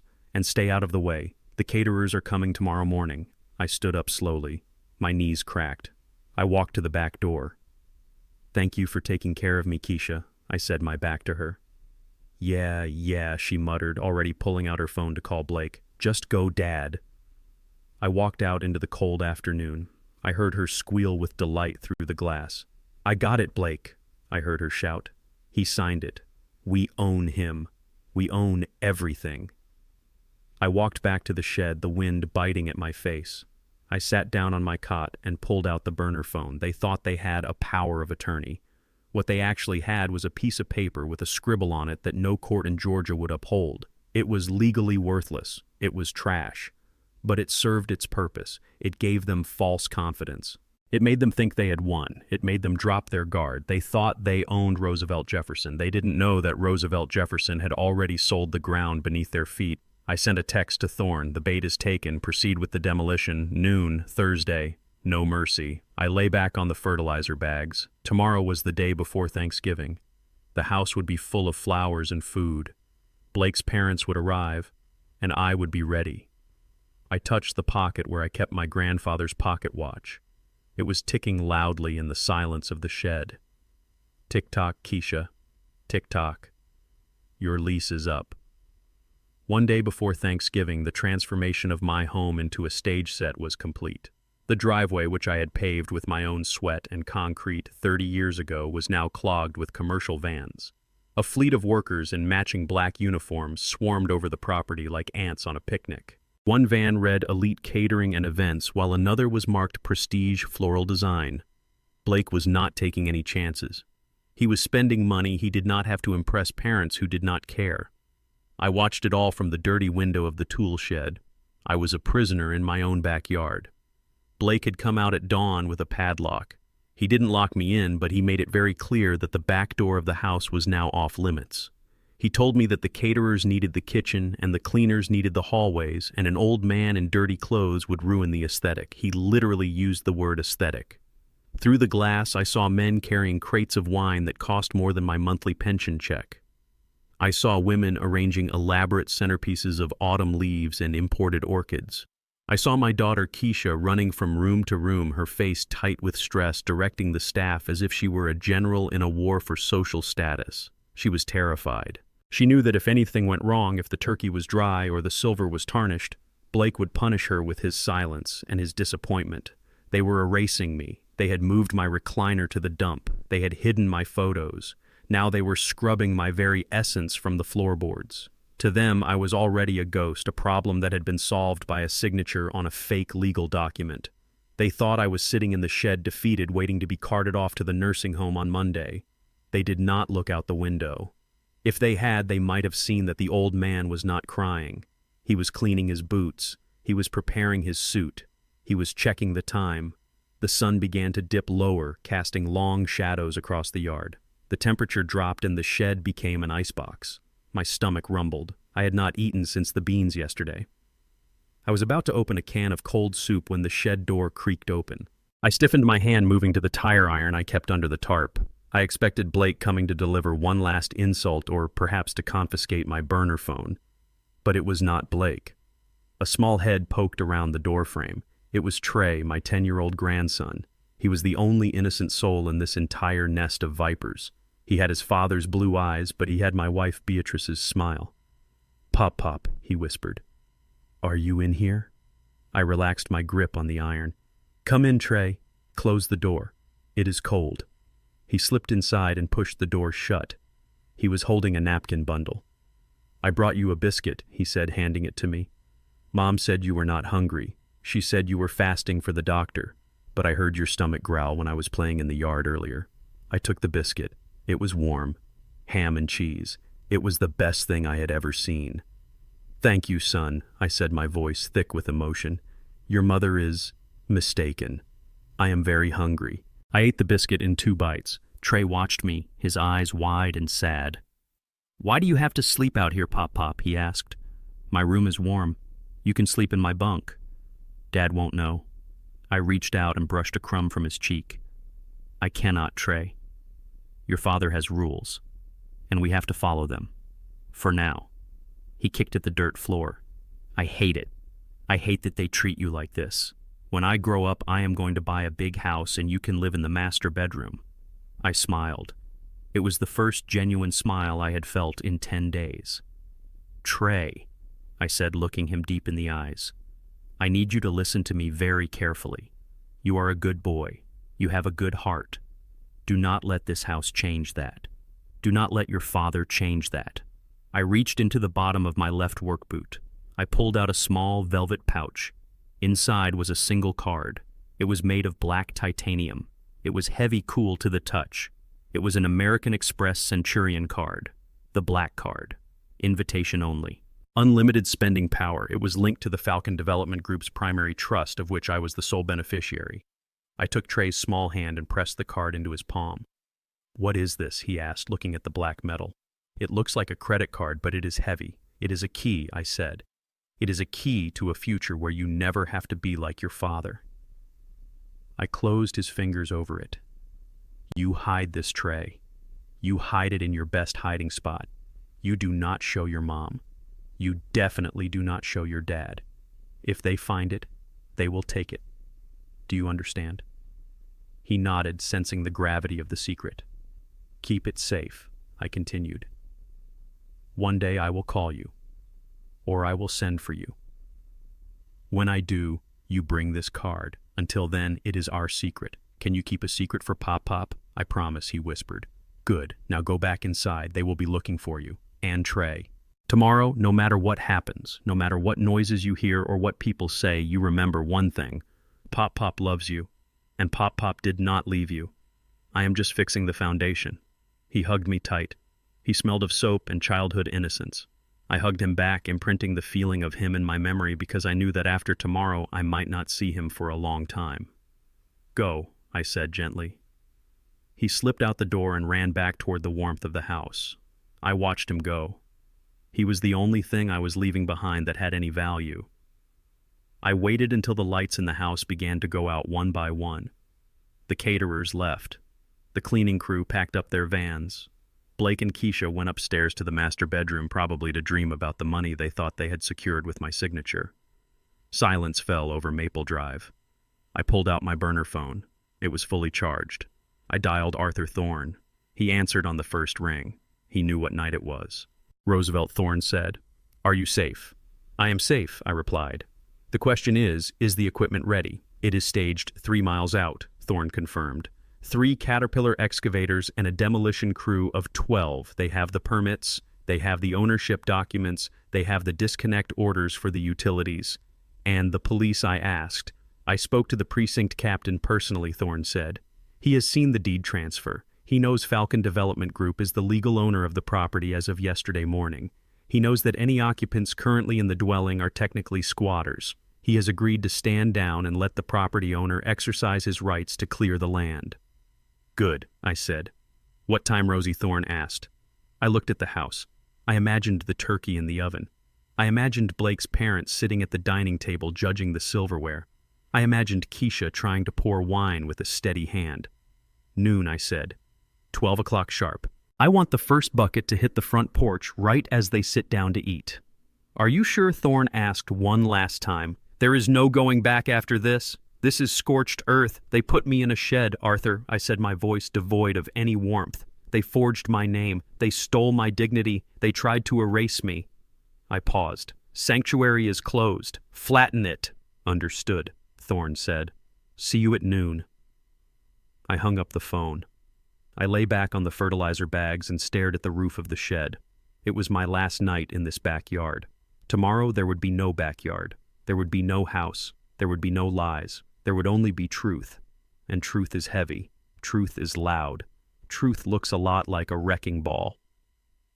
I closed my eyes and waited for the sun to rise on Thanksgiving Day, the day of gratitude. And I had a lot to be grateful for. I was grateful that I had the power to show them exactly who they had messed with. Let them sleep. Let them dream. The wake-up call was coming. It was 4 a.m. on Thanksgiving Day, and the world was wrapped in a thick gray fog that swallowed the streetlights and muted the sleeping city of Atlanta. The air was damp and cold, the kind of chill that seeps into the wood of old buildings and the bones of old men. Inside the tool shed, my breath came out in white puffs as I sat up on the stack of fertilizer bags that had been my bed for the last 3 nights. I did not feel the cold. My blood was running hot with the adrenaline of a man who is about to walk out of prison. I stood up and stripped off the flannel shirt and the stained denim overalls I had worn for the last week. I let them fall to the dirt floor in a heap. They were the costume of the confused, helpless grandfather my daughter thought she knew. They were the rags of the victim. I kicked them into the corner near a rusted lawnmower blade. I would never wear them again.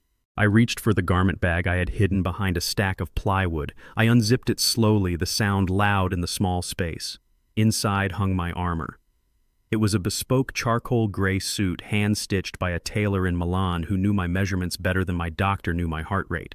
The fabric was Super 150s wool, soft as butter and tough as steel.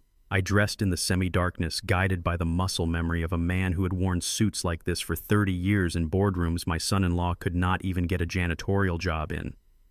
I buttoned the crisp white dress shirt, feeling the starch against my skin. I tied the silk tie in a perfect Windsor knot, the crimson fabric gleaming even in the dim light. I pulled on the socks made of Egyptian cotton. Finally, I slipped my feet into a pair of black alligator skin loafers that cost more than the car Blake drove to his failed job. I stood in the center of the shed and adjusted my cuffs.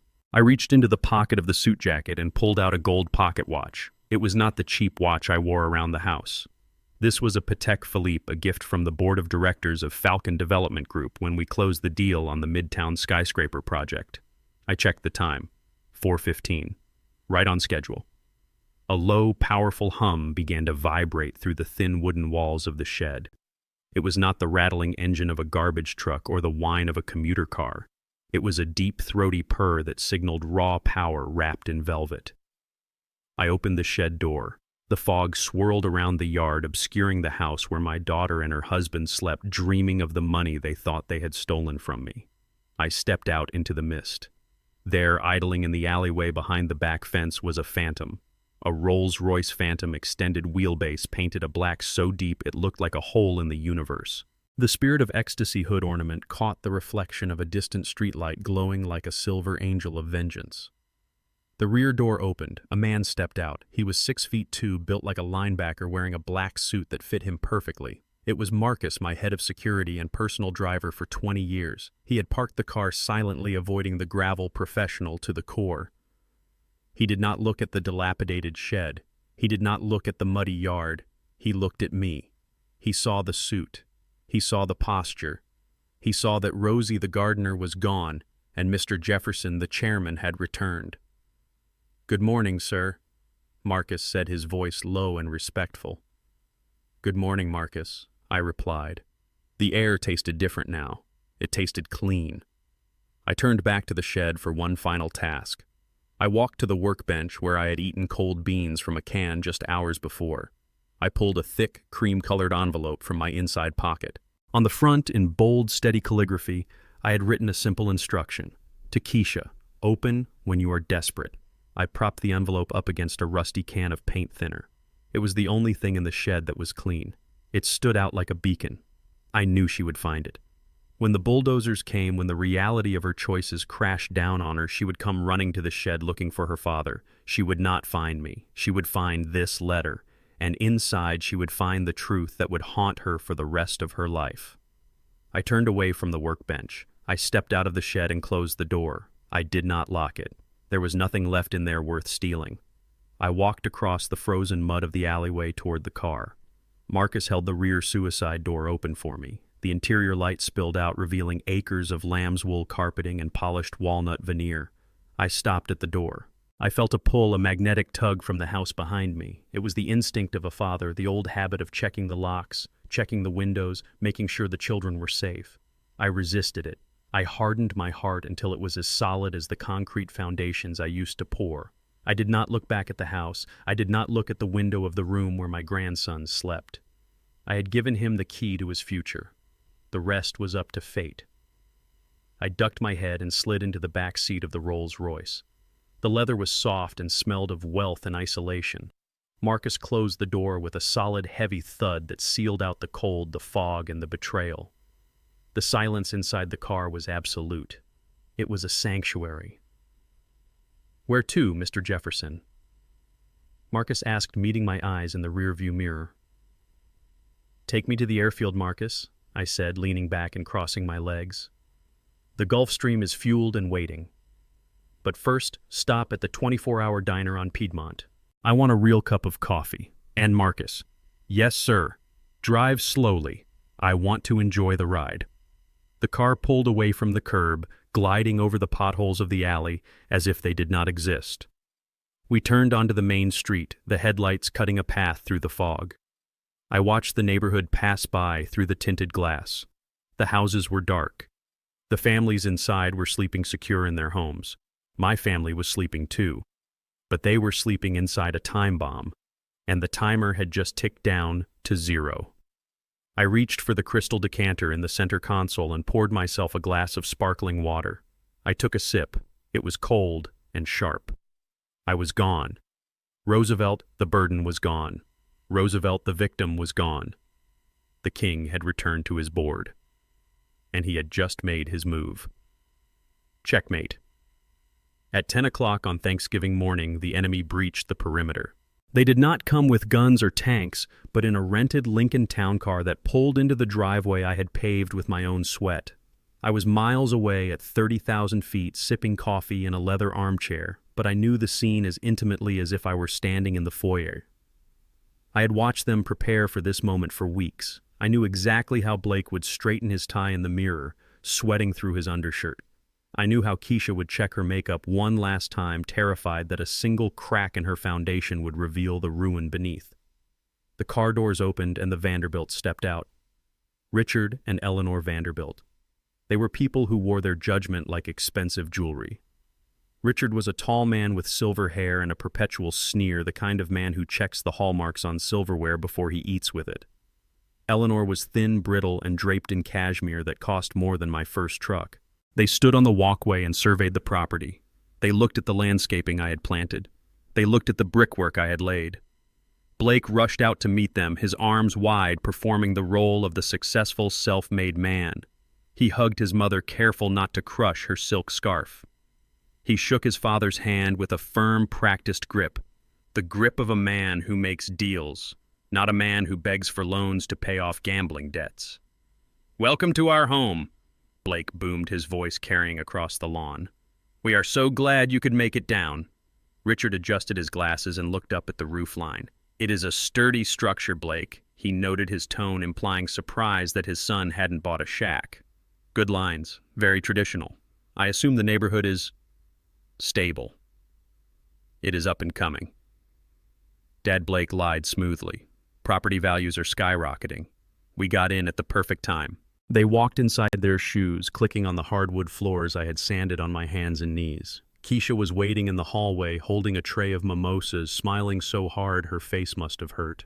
"Mom, Dad, so good to see you," she chirped.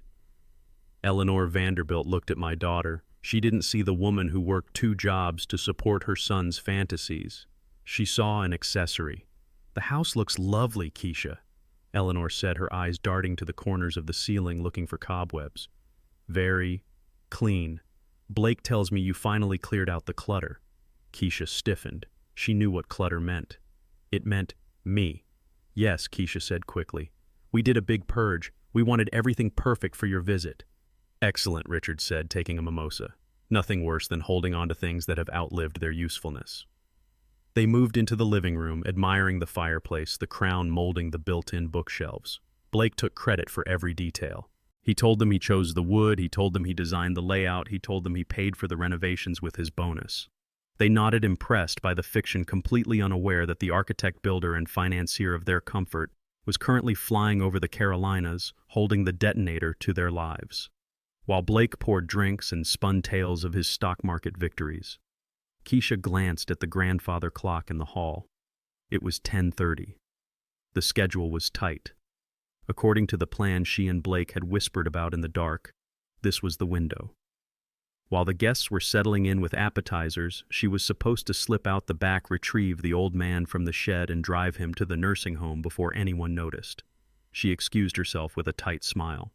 "I just need to check on the turkey," she lied. She walked into the kitchen, the smile dropping from her face like a mask. She grabbed her car keys from the counter. She smoothed her dress, took a deep breath, and opened the back door. The morning air was still biting cold. Keisha wrapped her arms around herself and hurried across the lawn toward the tool shed. She hated that shed. It was an eyesore. She had already promised Blake they would tear it down next spring and put in a gazebo. She reached the wooden door. It was closed. She paused, listening. She expected to hear the coughing of a sick old man or the shuffling of boots. She heard nothing. "Dad," she hissed, tapping on the wood. "Dad, it is time. Get your bag. We have to go."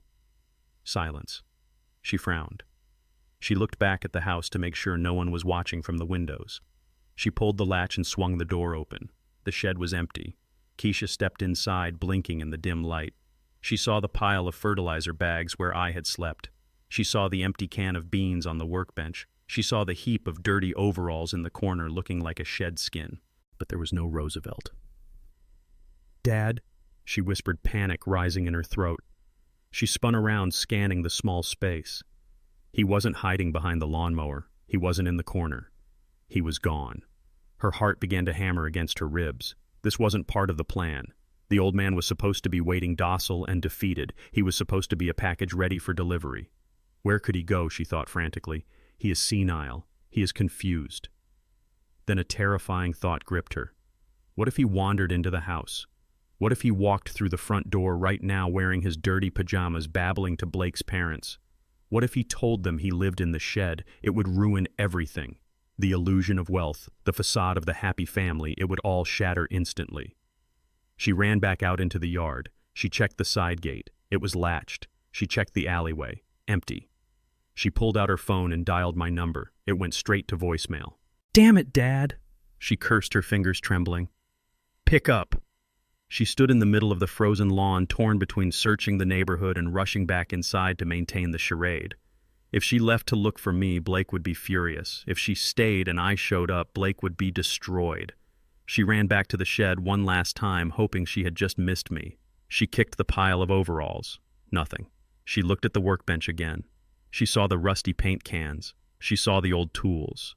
In her panic, her eyes swept right over the cream-colored envelope propped against the thinner can. It was right there, plain as day, to Keisha.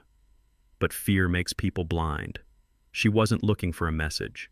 She was looking for a body. She was looking for a problem she needed to solve. She didn't see the letter. She only saw the absence. She ran back to the house, her heels sinking into the soft earth. She burst into the kitchen, breathless and pale. She leaned against the counter, trying to compose herself before returning to the living room. "He is gone," she whispered to the empty room. "The old fool is gone." She washed her hands, splashing cold water on her face. She forced the smile back onto her lips. She checked her reflection in the microwave. "He probably wandered off to the park," she told herself. "He will get lost. The police will find him. It is fine. It is better, actually. If the police find him wandering, it proves he is incompetent. It proves we were right to commit him." She straightened her dress. She took a deep breath. She grabbed a tray of stuffed mushrooms and walked back into the living room. "Everything okay, darling?" Eleanor Vanderbilt asked, looking up from her wine. "Perfect," Keisha said, her voice trembling only slightly. "Everything is absolutely perfect. The turkey is cooking beautifully." She looked at Blake. He winked at her, thinking the mission was accomplished, thinking the trash had been taken out. They sat there drinking their mimosas, surrounded by the warmth of the stolen house, celebrating their success. They didn't hear the rumble in the distance. They didn't hear the heavy diesel engines firing up 3 miles away. They didn't know that the clock was ticking down. 10:30. 90 minutes left. At 11:30 in the morning, the dining room of the house on Maple Drive looked like a centerfold from a high-end lifestyle magazine. The mahogany table, which I had refinished by hand 5 years ago, was covered in a lace tablecloth that Eleanor Vanderbilt had probably brought with her from Connecticut, just to ensure the linens were up to her standards. In the center of the table sat a 20-pound turkey roasted to a golden brown, glistening under the light of the chandelier. Surrounding it were silver bowls filled with truffle mashed potatoes, glazed carrots, and stuffing made with artisan bread. It was a feast fit for royalty, paid for by the invisible labor of the man who was supposedly rotting in a nursing home. Richard Vanderbilt sat at the head of the table, adjusting his silk napkin on his lap. He looked around the room with a critical eye, nodding slowly as if he were an inspector finally signing off on a project. Eleanor sat opposite him, sipping her wine with a delicate pinky finger extended. To their right sat my grandson Trey, who looked small and miserable in a stiff button-down shirt. He was staring at his plate, his hand clutching something in his pocket. I knew what it was. It was the black titanium card. The weight of the secret was the only thing keeping him grounded. And then there were the hosts. Blake and Keisha sat across from each other, their smiles fixed and brittle. Blake was sweating. Beads of perspiration were gathering on his forehead, threatening to drip down onto his expensive suit. He kept glancing toward the hallway, toward the front door, toward the windows. Every creak of the house made him jump. He was terrified. He was waiting for the ghost of Roosevelt Jefferson to shamble in from the backyard, dirty and confused, to shatter the illusion he had built for his parents. Richard cleared his throat. The sound commanded immediate silence. He raised his crystal goblet filled with a vintage Cabernet that cost more than my weekly grocery bill. "I would like to propose a toast," Richard announced, his voice booming with the unearned confidence of old money. "To my son Blake." Blake straightened up, trying to look the part of the successful heir. "We are very proud of you, son," Richard continued. "It is not easy to make it in this economy. We know we have been hard on you in the past. We expected a lot. But looking around this beautiful home, seeing the stability you have built, the lifestyle you provide for your family, it is clear you have succeeded. You are a self-made man, Blake. You did not ask for handouts. You did not lean on anyone. You built this with your own vision and your own hard work." To Blake. "Hear, hear," Eleanor chimed in, clinking her glass against her husband's. To Blake, a true provider. Blake raised his glass, his hand trembling so badly the wine sloshed against the rim. "Thank you, Dad," he choked out. That means a lot, coming from you." He drank, gulping the wine down as if it were water. He needed the alcohol to numb the panic clawing at his throat. Self-made. The words must have tasted like ash in his mouth. He knew the truth. He knew he was drowning in debt. He knew the house belonged to his father-in-law. He knew he was a fraud. Keisha raised her glass too, but she did not drink. Her other hand was hidden beneath the table, clutching her smartphone. She was dialing my number for the 10th time in the last hour. I could imagine the sound of the voicemail buzzing in her ear. "Please leave a message." She ended the call and dialed again. Her panic was rising with every failed attempt. Where was the old man? Why wasn't he in the shed? If the police found him wandering the streets, they would bring him back here. A squad car pulling up during Thanksgiving dinner would be a disaster. Or worse, what if he had regained his senses? What if he walked into a bank? What if he called a lawyer? She looked across the table at Blake. His eyes met hers. They shared a moment of pure, terrified telepathy. They were trapped in their own lie, waiting for the inevitable collapse, but praying it would hold for just one more day. Just get through the turkey. Blake's eyes seemed to plead. Just get through the pie. Then we can find him. Then we can bury him. "Let us eat," Richard declared, picking up the carving knife and fork. "Blake, why don't you do the honors? Carve the bird for your family." Blake stood up, his legs shaky. He took the knife. He looked at the turkey. It probably looked like a judge to him. Suddenly, the water in the crystal glasses rippled. It was a small movement at first, a tiny concentric circle spreading from the center of the wine. Then the silverware rattled against the china plates. A low hum began to vibrate through the floorboards, traveling up through the legs of the table and into the bodies of the diners. Eleanor frowned, putting her glass down. "Is that thunder?" she asked, looking toward the window. The forecast said clear skies. Blake froze the knife, hovering over the turkey. He felt it. It was deep. It was heavy. It wasn't thunder. Thunder rolls and fades. This sound was constant. It was growing louder, a rhythmic, mechanical grinding that sounded like the earth itself was being chewed up. Keisha dropped her phone. It hit the carpet with a dull thud. She looked at the front window. The sheer curtains were trembling. "What on earth is that?" Richard demanded, annoyed by the interruption of his meal. "Is there road work happening on a holiday?" "Blake, you said this was a quiet neighborhood." I do not know," Blake stammered. "Maybe it is a truck, a delivery truck." The sound grew to a roar. It was the sound of massive diesel engines revving in unison. It was the sound of steel tracks crushing asphalt. It was the sound of raw, unbridled power. Then the light in the room changed. A shadow fell across the dining room window, blocking out the noon sun. It wasn't a cloud. It was something solid, something massive. Trey jumped up from his chair and ran to the window. He pulled back the curtains. "Cool," he shouted, his voice filled with the awe of a 10-year-old boy. "Dad, look. It is huge." Blake ran to the window. He looked out. His face went white. All the blood drained from his skin, leaving him looking like a corpse in a designer suit. Standing on the front lawn, crushing the prize-winning azaleas and tearing up the manicured grass, were 3 yellow monsters. Caterpillar 349 hydraulic excavators. Their massive steel arms were raised high in the air, their buckets gleaming in the sun like the claws of prehistoric beasts. Behind them, parked sideways to block the entire street, was a black limousine and a fleet of black SUVs. And standing on the front porch, right in front of the door, was a man in a black trench coat holding a megaphone. The roar of the engines idled down to a menacing thrum. The house was surrounded. The ground was still shaking. "Oh my God!" Eleanor shrieked, clutching her pearls. "Blake, what is happening? Who are those people?" Blake could not speak. He could not move. He recognized the logo on the side of the machines, Falcon Development Group, and then the amplified voice boomed through the front door, shaking the walls. "This is a final eviction notice," the voice announced, calm and professional. "The occupants of 1402 Maple Drive have exactly 30 minutes to vacate the premises. Demolition will commence at 12:30 sharp." Keisha screamed. It was a sound of pure terror. She looked at Blake. Blake looked at his father. Richard looked at the window, his mouth hanging open. The dinner was over. The turkey would never be eaten. The bill had come due, and the collectors had brought the heavy equipment. Blake threw open the front door with the desperate aggression of a man trying to regain control of a sinking ship. He marched onto the porch, intending to scream at a delivery driver or a lost contractor. What he found instead was a wall of black wool. 6 men in tailored suits stood in a semicircle on the porch steps. They looked like undertakers who had come to bury a giant.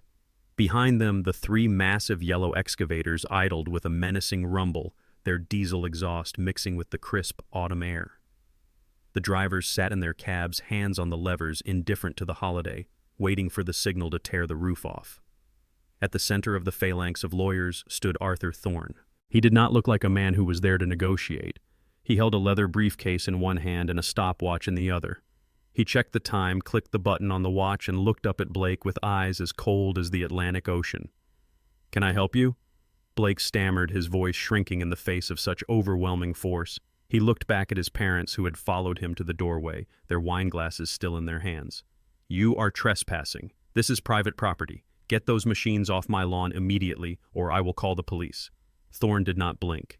He stepped forward, his polished shoes crunching on the doormat. "Mr. Blake Anderson." Thorne said, his voice projecting clearly so that everyone, including the neighbors peering through their blinds, could hear. "I am Arthur Thorne, General Counsel for Falcon Development Group. I am not trespassing. I am the representative of the legal owner of this property." Blake laughed, a high-pitched, nervous sound that bordered on hysteria. "Owner. I am the owner. Well, my wife and I, we live here. This is our home. You have the wrong address. Go away. Thorne opened his briefcase. He pulled out a document stamped with the official seal of the county clerk. This house, located at 1402 Maple Drive, was sold 7 days ago, Thorne stated calmly. The title was transferred, the deed was recorded, and the funds were cleared. The property now belongs to Falcon Development Group. We have a permit for immediate demolition to clear the site for commercial development. He held up the stopwatch. You have 29 minutes to remove your personal effects and vacate the premises. At 12:30, the structural walls come down. Behind Blake, Eleanor Vanderbilt gasped. Richard Vanderbilt stepped forward, his face turning a dark shade of red. "See here," Richard blustered. "This is ridiculous. My son owns this home. He is a successful broker. You cannot just roll up here on Thanksgiving and threaten to bulldoze a man's house. Who sold it to you? That is impossible." Thorne smiled. It was a shark smile. The seller was the sole legal owner of record Mr. Roosevelt Jefferson. Blake went white. He grabbed the doorframe to steady himself. "Rosie," he whispered. "No, that senile old fool." He couldn't. Then a spark of desperation lit up Blake's eyes. He remembered the paper. He remembered the signature in the kitchen 2 days ago. He thought he had the trump card. "You are lying," Blake shouted, pointing a finger at Thorne. "That old man is incompetent. He has dementia. And more importantly, I have power of attorney. He signed it over to us 2 days ago. I control his assets. Any sale he made is void because I did not authorize it." Blake turned to Keisha, who was cowering in the hallway. "Keisha, get the papers," Blake screamed. "Get the medical forms. Show him we own the old man." Keisha ran to the kitchen counter. She grabbed the clipboard with the insurance papers where I had scribbled my nonsense signature. She ran back and thrust them at Blake. "Here," Blake yelled, waving the papers in Thorne's face. "Look, durable power of attorney, signed by Roosevelt Jefferson. He gave us control. He cannot sell this house because we own him. You get your machines off my property or I will sue you for everything you have." Thorne took the clipboard. He adjusted his glasses. He looked at the document for less than 2 seconds. Then he started to laugh. It was a dry, dismissive sound that cut through Blake's bravado like a knife. "Mr. Anderson," Thorne said, handing the clipboard back as if it were contaminated. "Did you actually look at this document?" "Of course I did," Blake sputtered. "He signed it." "Look closer," Thorne commanded. Blake looked down at the paper. He looked at the jagged, looping scrawl on the signature line. "That is his signature," Blake insisted. "He is old." His hands shake. "That is not a signature," Thorne corrected him. "That is graffiti. And if you look very closely at the loops, Mr. Anderson, you will see that it does not spell Roosevelt Jefferson." Blake squinted. He brought the paper up to his nose. His eyes widened. He traced the lines with his finger. "I-K-N-O-W...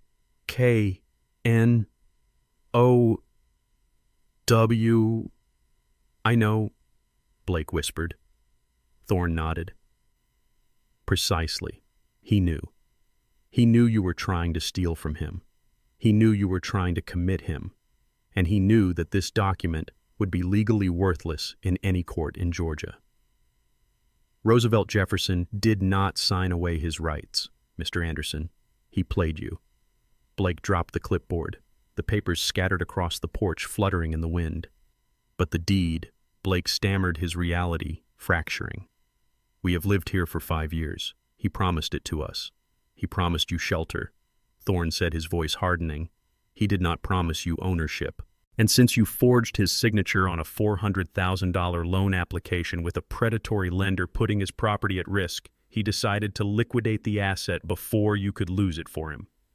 Richard Vanderbilt made a choking sound. "Forged," he repeated, looking at his son with horror. "Predatory lender. Blake, what is he talking about? You said the bonus paid for the renovations. You said the firm was booming." Blake shrank under his father's gaze. He looked like a child caught stealing from the collection plate. "Dad, it is a lie," Blake whined. "They are lying." "I have the affidavit from the lender right here," Thorne said, pulling another paper from his briefcase. "And I have the police report filed this morning regarding the identity theft and mortgage fraud." Thorne looked at his stopwatch again. 25 minutes, Mr. Anderson. The excavators are very expensive to operate. We do not like to keep them idling." Keisha started to cry. It was a thin, high wail of absolute despair. "Where is he?" she sobbed. "Where is my father?" Thorne looked at her. His expression softened just a fraction, but his eyes remained steel. Mr. Jefferson is currently in an undisclosed location enjoying his retirement. He wanted me to tell you that he hopes you enjoy your lunch. He also mentioned that the shed in the backyard is excluded from the demolition order, so if you need a place to store your things, you might start there. But we have guests, Eleanor Vanderbilt shrieked. We have a turkey. Thorne signaled to the foreman in the lead excavator. The machine revved its engine, a black cloud of smoke pumping into the air. The giant steel bucket slammed into the ground, shaking the porch. Madam Thorne said over the noise, I suggest you take the turkey to go. Blake looked at the machines. He looked at the lawyers. He looked at his parents, who were looking at him with a mixture of confusion and dawning revulsion. It is over, Blake whispered. He turned and ran back into the house, pushing past his parents. Grab the silver, he screamed at Keisha. Grab the jewelry. Grab anything you can carry. The Vanderbilts stood on the porch, frozen in the wreckage of their son's lies. Thorne checked his watch. 24 minutes, he announced to the empty doorway. He turned his back on the house and walked down the steps, straightening his tie. The demolition was about to begin. The chaos on the front lawn was a symphony of destruction that I conducted from 2,000 miles away. Inside the house, the panic was absolute. Blake was running back and forth from the living room to his car, his arms full of silverware and electronics, looking like a looter in his own home. He dropped a silver platter on the driveway, and it rang out with a discordant clang that was lost beneath the idle roar of the 3 Caterpillar excavators. His parents, Richard and Eleanor Vanderbilt, stood by the crushed azalea bushes, clutching each other as if they were witnessing the apocalypse. They watched their son, the self-proclaimed titan of industry, scrambling in the mud to save a flat-screen television. Their faces were masks of horror and confusion. They were realizing that the narrative of success they had been fed was a lie, and the reality was a foreclosure carried out by heavy machinery. In the center of this hurricane stood my daughter, Keisha. She was not running. She was not packing. She was frozen. She stood on the bottom step of the porch, her arms wrapped around herself, shaking violently. She looked at the machines, then at her husband, then at the empty driveway where my old truck used to be. Her eyes were wide and vacant. She was in shock. The world she had built on the foundation of my sacrifice had just liquefied beneath her feet. Arthur Thorne watched the scene with the dispassionate gaze of a man who had overseen hostile takeovers and corporate liquidations. He checked his stopwatch. 15 minutes remained. He signaled to one of his junior associates, a young woman in a sharp blazer who was holding a tablet case. She nodded and handed him an iPad Pro. Thorne walked through the mayhem, stepping over the dropped silver platter without breaking stride. He approached Keisha. He did not offer her a tissue. He did not offer her comfort. He offered her a screen. Mrs. Anderson Thorne said, his voice cutting through the noise of the engines. There is someone who wishes to speak with you. It is a matter of some urgency regarding the transition of the property. Keisha blinked, looking at him as if he were speaking a foreign language. Who? She whispered, her voice barely audible. Thorne did not answer. He simply held the iPad up to her face. The screen was black for a second, reflecting her own terrified, tear-streaked face. Then the connection stabilized. The pixels flared to life. The image that filled the high-definition screen was so bright, so vibrant that Keisha had to squint. It was a window into another world. The background was a deep, impossible blue. It was the color of the Caribbean Sea meeting a cloudless sky. The sun was shining with a brilliance that made the gray November day in Atlanta look like a black and white photograph. In the foreground, sitting on the white leather deck of a private yacht, was a man. He was not wearing dirty denim overalls. He was not covered in grease or dust. He was wearing a linen suit the color of oatmeal, tailored to perfection, with a silk pocket square that fluttered gently in the ocean breeze. On his wrist sat the gold Patek Philippe watch that caught the sunlight. In his hand he held a crystal flute of vintage champagne, the condensation beating on the glass. Keisha leaned in her breath, hitching in her throat. She recognized the eyes. They were the only thing that remained of the father she thought she knew. But the rest of him was a stranger. This was not Rosie the gardener. This was Roosevelt Jefferson, the majority shareholder. This was the man who signed the checks. Dad, she gasped, reaching out to touch the screen but pulling her hand back as if it were hot. Dad, where are you? The police are looking for you. We thought you were lost. We thought you were dead. I took a sip of champagne, letting the bubbles burst on my tongue. I looked into the camera lens, looking directly into her eyes across the digital divide. I did not smile. I did not frown. I looked at her with the serene detachment of a judge delivering a verdict. "Hello, Keisha," I said. My voice came through the iPad speakers clear and crisp, silencing the nearby conversation of the Vanderbilt parents who had leaned in to see who was on the screen. "I am not lost daughter," I continued, "and I am certainly not dead. I am currently anchored off the coast of St. Bart's. I decided that the winter in Georgia was bad for my joints, and the atmosphere in my house was bad for my soul. So I decided to take an early retirement." Keisha stared at me, her mouth opening and closing. She looked at the yacht. She looked at the suit. She looked at the peace in my face. "But the money," she stammered. "The house." Blake said we owned everything. "You signed the papers. You are confused. You need to come home. We can fix this." I laughed. It was a rich, deep sound that had not been heard in that house for years. "There is nothing to fix, Keisha," I said. "And I am not confused. In fact, I have never been more lucid. I did not sign your papers. I signed a warning. You just did not read it because you were too busy counting money that did not belong to you." I leaned forward, bringing my face closer to the camera. The sunlight cast shadows across my face, making me look like a carving of stone. "You wanted me out, Keisha. You wanted to erase me. You wanted to put me in a warehouse so you could impress people who do not care about you. You wanted to turn my home into a stage for your vanity. Well, congratulations. You got your wish. I am gone." "But Dad, the house," she wailed, gesturing to the excavators behind her. "They are going to tear it down. Blake says they bought it. You have to tell them to stop. It is our home." "It was never your home," I corrected her, my voice hardening. "It was my home. It was the home I built for your mother. It was the home where I raised you. You were a guest. And you were a bad guest. You disrespected the host. You tried to steal the furniture. And you tried to bury the landlord." I took another sip of champagne. "And regarding the demolition," I said, "I cannot stop it. I would not stop it even if I could. I sold it to Falcon Development Group. I believe you know their reputation. They are very efficient." Blake ran up to Keisha, then panting, sweating, holding a box of watches. He looked at the screen. He saw me. He saw the yacht. His eyes almost popped out of his head. "Rosie," he shouted. "What is this? Is that a boat? Where did you get a boat? Tell these people to leave. Tell them I have power of attorney." I looked at Blake. I looked at the man who had called me a stray. "Hello, Blake," I said. "I see you met Mr. Thorne. He is a very good lawyer. He handles all my personal assets, including the 15% stake I hold in the company that just bought this property." Blake froze. 15%, he whispered. "Falcon. You are Falcon." "Silent partner," I said. "For 30 years. I built the office you work in, Blake. I own the mortgage on the building your firm leases. I have been signing your paychecks indirectly for a decade, and you treated me like a servant." I checked my watch. The Patek Philippe glinted in the sun. 12:25, I noted. "You have 5 minutes left." I looked back at Keisha. She was crying now, silent tears of total devastation. "Oh, and Keisha," I said, my voice softening just a fraction, but only to sharpen the blade. "That shed in the backyard, the one you made me sleep in, the one where you sent me to freeze while you drank wine with your husband." She nodded, sobbing.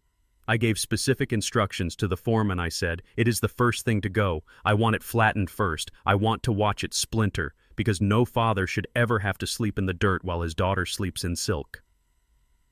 The video feed flickered as the satellite connection adjusted. "Goodbye, Keisha," I said. "Enjoy the holiday. I hear the turkey is delicious this time of year." I tapped the screen and ended the call.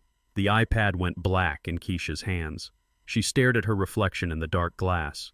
Behind her, the engine of the lead excavator roared to life, the hydraulic arm lifting high into the air, ready to strike the first blow against the shed where I had left my final letter. The deadline had arrived. The time for talk was over. Now it was time for dust.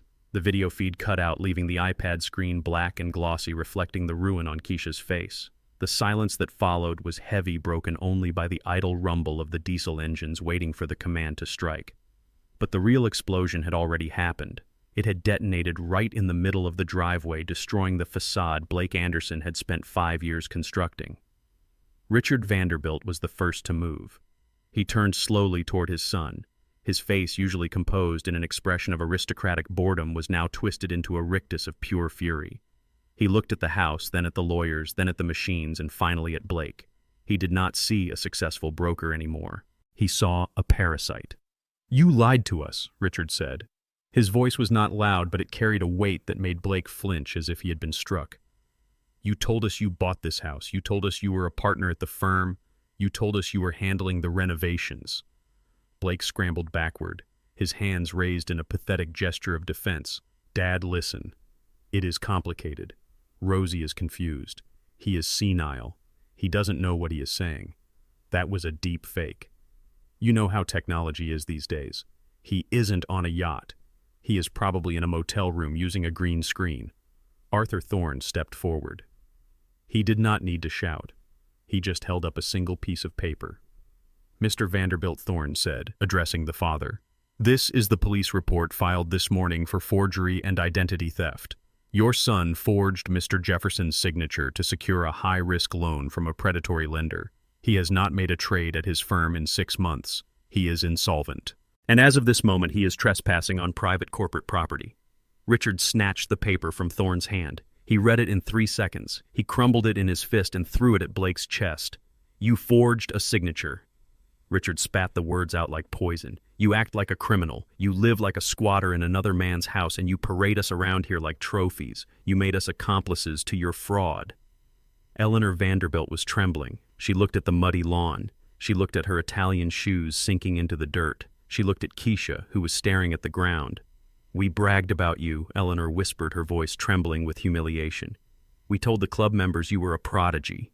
We told them you were a real estate mogul, and you are nothing but a grifter living in your father-in-law's basement." "Mom, please," Blake begged, reaching for her arm. "I just needed a little more time. The market is turning. I can fix this. I just need a bridge loan. If you could just loan me $50,000, I can pay off the shark and we can sue Rosie for the house." Richard laughed. It was a harsh barking sound. "A loan," Richard roared. "You want a loan? You just lost your inheritance, Blake. Do you hear me? You are cut off. The trust is frozen effective immediately. I am not throwing good money into a black hole. You want to be a big shot. You figure it out."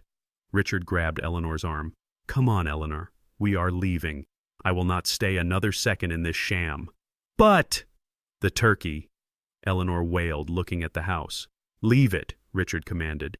"We are going to the airport." They walked to their rental car, stepping over the silver platter Blake had dropped earlier. They got in and slammed the doors. They did not look back. They reversed down the driveway, nearly hitting one of the black SUVs, and sped away down the street. Blake stood alone in the driveway. His safety net was gone. His audience was gone. His lies were stripped away, leaving him naked and shivering in the cold November wind. He looked at the house he had pretended to own.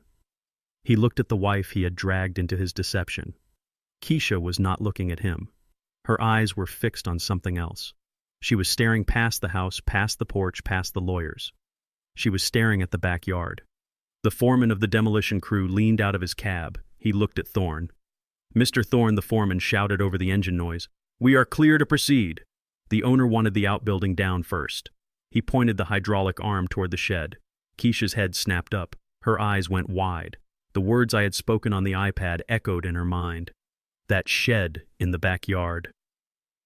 I left a letter. She remembered. She remembered rushing into the shed earlier, looking for me and finding nothing but dust. But she had been panicked then. She had been blind. Now, with the world collapsing around her, my voice was the only thing that felt real. "Wait!" Keisha screamed.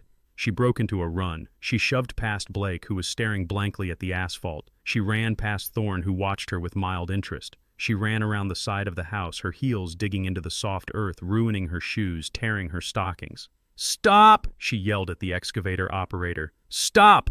The massive machine was already pivoting its tracks, churning up the grass. The arm was extending the steel bucket, poised like a hammer over the fragile wooden roof of the tool shed. Keisha threw herself at the shed door. She yanked it open. It swung wide, banging against the siding. She threw herself inside, falling onto her knees in the dirt. She scanned the room frantically. The fertilizer bags, the old rags, the rusty tools. There, propped against a can of paint thinner sitting on the workbench in a beam of dusty light, was the cream-colored envelope. To Keisha. Open, When you are desperate. She grabbed it. Her fingers tore at the heavy paper. She scrambled backward out of the shed just as the shadow of the excavator bucket fell over the doorway. She rolled onto the grass, clutching the letter to her chest. Behind her, with a sound like a thunderclap, the steel bucket smashed into the roof of the shed. Wood splintered, glass shattered. The structure collapsed in a cloud of dust and debris, flattening the space where I had slept for 4 nights.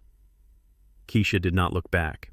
She sat in the wet grass, gasping for breath, and pulled the contents of the envelope out. There were 2 documents. The first was a bank statement. But it was not mine. It was Blake's. It was a statement from a hidden account in the Cayman Islands. It showed transfers, thousands of dollars, money that should have gone to rent, money that should have gone to bills, money that I had secretly given them to help them survive. But the transfers were not going to debt collectors. They were going to a woman named Veronica Miller, living in Buckhead. Keisha flipped to the second document. It was a paternity test result. The probability of paternity was 99.9%. The child was a 3-year-old boy. The father was Blake Anderson. Keisha felt the air leave her lungs. The world tilted on its axis. He wasn't just broke. He wasn't just a liar. He was cheating. He had a whole other family. He had been taking the money I gave them, the money she worked 2 jobs for, and he was funneling it to a mistress and a secret child in the most expensive district in the city. He had made her evict her own father. He had made her humiliate me. He had made her sleep in a house built on fraud, all to protect a life he was living with someone else. She stood up. She held the papers in her hand like a weapon. She walked back around the house. Blake was standing by the porch arguing with Thorne, trying to buy more time. He looked up and saw Keisha. He saw the dust on her dress. He saw the tear in her stockings. And then he saw the papers in her hand. His face, which had been pale, went gray. He recognized the bank logo. Keisha Blake started taking a step toward her. "Honey, listen. Whatever you found, we can explain it. Rosie is trying to divide us. He is manipulating you." Keisha stopped 3 feet from him. She did not scream. She did not cry. She looked at him with the cold, dead eyes of a woman who realizes she has murdered her own soul for a counterfeit coin. "You have a son," she said. Her voice was flat dead. Blake froze. "How did you—" "Rosie hacked my files. That is illegal." "Keisha, that is inadmissible. You have a son," she repeated louder, "in Buckhead. You spent $40,000 on an apartment for her last year. That was my dad's money. That was my salary." Blake looked around wildly, looking for an escape route. "It was a mistake. It happened before we were serious. I was just trying to fix it. I was trying to pay her off so she would not bother us. I did it for us, Keisha. I did it to protect our family. To protect us!" Keisha screamed, throwing the papers in his face. "You made me throw my father in a shed to protect your mistress. You made me sign those papers to protect your secret. You aren't broke, Blake. You are just spending our money on another life." She lunged at him. She clawed at his face. Blake stumbled back, tripping over his own feet and falling onto the driveway into the mud. "Get away from me!" Keisha shrieked. "Get away! I hate you! I hate you!" She fell to her knees in the driveway, sobbing uncontrollably. The papers fluttered around her, settling in the mud like dead leaves. The DNA test, the bank statement, the proof of her complete and total foolishness. Thorne watched the scene with a grim expression. He checked his watch. 12:30, Thorne announced. He signaled the lead excavator. The engine roared. The machine turned away from the ruins of the shed and faced the house I built, the house where Keisha took her first steps, the house where Beatrice died. The steel teeth of the bucket bit into the roof of the front porch. Wood groaned. Shingles flew. The entire front of the house sheared away, exposing the living room like a dollhouse. The festive table, the roast turkey, the crystal glasses, it was all exposed to the cold daylight. Keisha looked up. She saw her home being eaten alive. She saw Blake crawling backward in the mud, trying to get away from her. She saw the lawyers watching impassively. She was alone. She had no father. She had no husband. She had no home. She screamed a long, tearing sound of absolute regret, but her voice was lost beneath the roar of the engines and the sound of 40 years of history crashing down into a pile of rubble. The destruction of 1402 Maple Drive was not a tragedy. It was a correction. The lead excavator swung its massive yellow arm and the steel bucket crashed through the roof of the master bedroom. The sound was like a bomb going off. Wood splintered and glass exploded outward in a glittering shower. The walls I had framed with my own hands 30 years ago buckled and collapsed, sending a plume of drywall dust into the cold November air.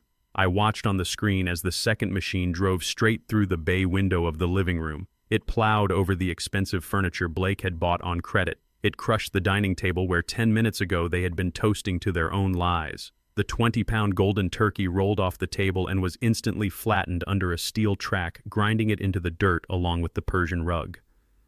Blake Anderson stood in the driveway watching his kingdom turn to rubble.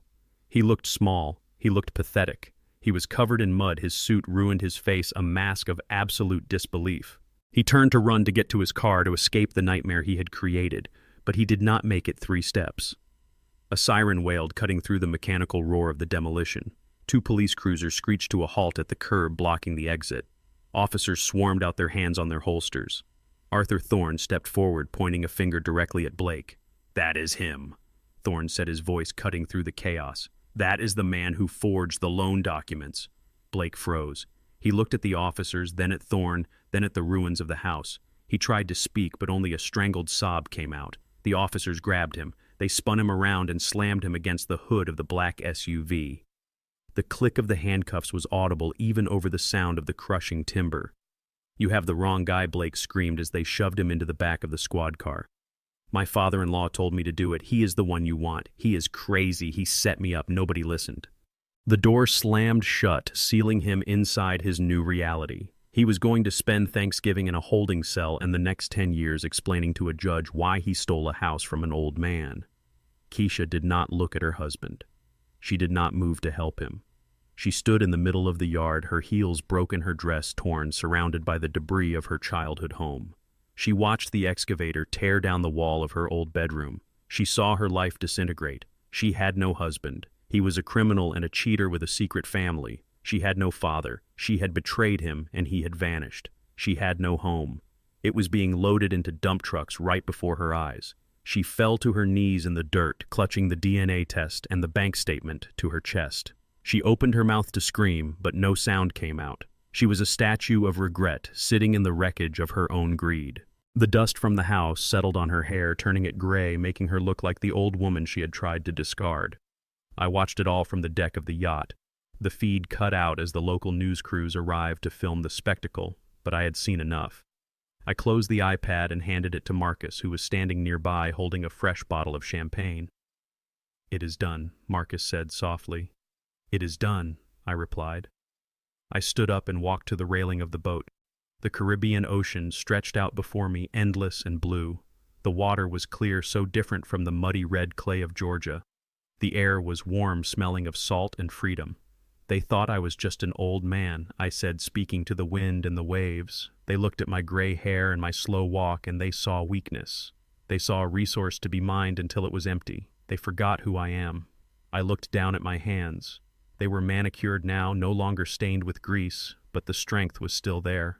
I built that life from nothing. I continued, my voice gaining strength. I mixed the mortar, I laid the bricks, I wired the lights. I created a world for them where they could be safe and warm, and because I built it, I had the right to tear it down. I took a sip of the cold champagne. They wanted a Thanksgiving dinner. They wanted to show off. They wanted to pretend they were kings and queens while I ate beans in a shed. Well, they got a show. They got a lesson in structural engineering. If the foundation is rotten, the house must come down. I thought about Keisha sitting in the dirt. I felt a flicker of sadness, but I crushed it. She had made her choice. She chose the husband who called me a stray. She chose the nursing home. She chose the betrayal. "I am not cruel," I whispered. "I am just a contractor, and when a building is condemned, you do not paint it, you bulldoze it." I put on my sunglasses, blocking out the glare of the tropical sun. I looked at the horizon. I was 73 years old. I had millions of dollars in the bank. I had my health. And for the first time in 40 years, I had no one to take care of but myself. "This Thanksgiving, I am not thankful for the turkey," I said, raising my glass to the empty ocean. "I am not thankful for the family that tried to bury me. I am thankful for the clarity. I am thankful that I woke up before the dirt hit the coffin lid." I turned to the captain, who was waiting in the bridge. "Captain," I called out. "Yes, Mr. Jefferson," the captain replied. "Full throttle," I said. "Let us see what is over the horizon. I am done looking back."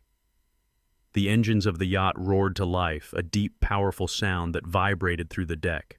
The bow rose, cutting through the waves, leaving a white wake behind us. I watched the island of St. Bart's recede into the distance. I took a deep breath, filling my lungs with the sweet air of survival. My name is Roosevelt Jefferson. I am a builder, I am a father, and I am a free man.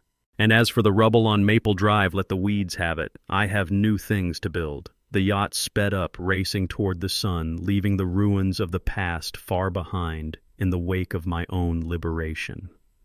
Happy Thanksgiving indeed. They say blood is thicker than water, but I learned that greed is an acid that dissolves even the strongest bonds. My daughter and her husband made the fatal mistake of valuing my net worth over my self-worth. They saw an old man and assumed weakness. They saw silence and assumed submission. They forgot that the architect knows exactly where the structural weaknesses are. The lesson here is brutal but necessary. Never disrespect the hands that built your life. You can only push a good man so far before he stops building bridges and starts demolishing them. Dignity is non-negotiable. If you believe in this kind of justice, hit the like button and subscribe to the channel for more stories of truth and retribution. Tell me in the comments, did I go too far, or did they get exactly what they deserved?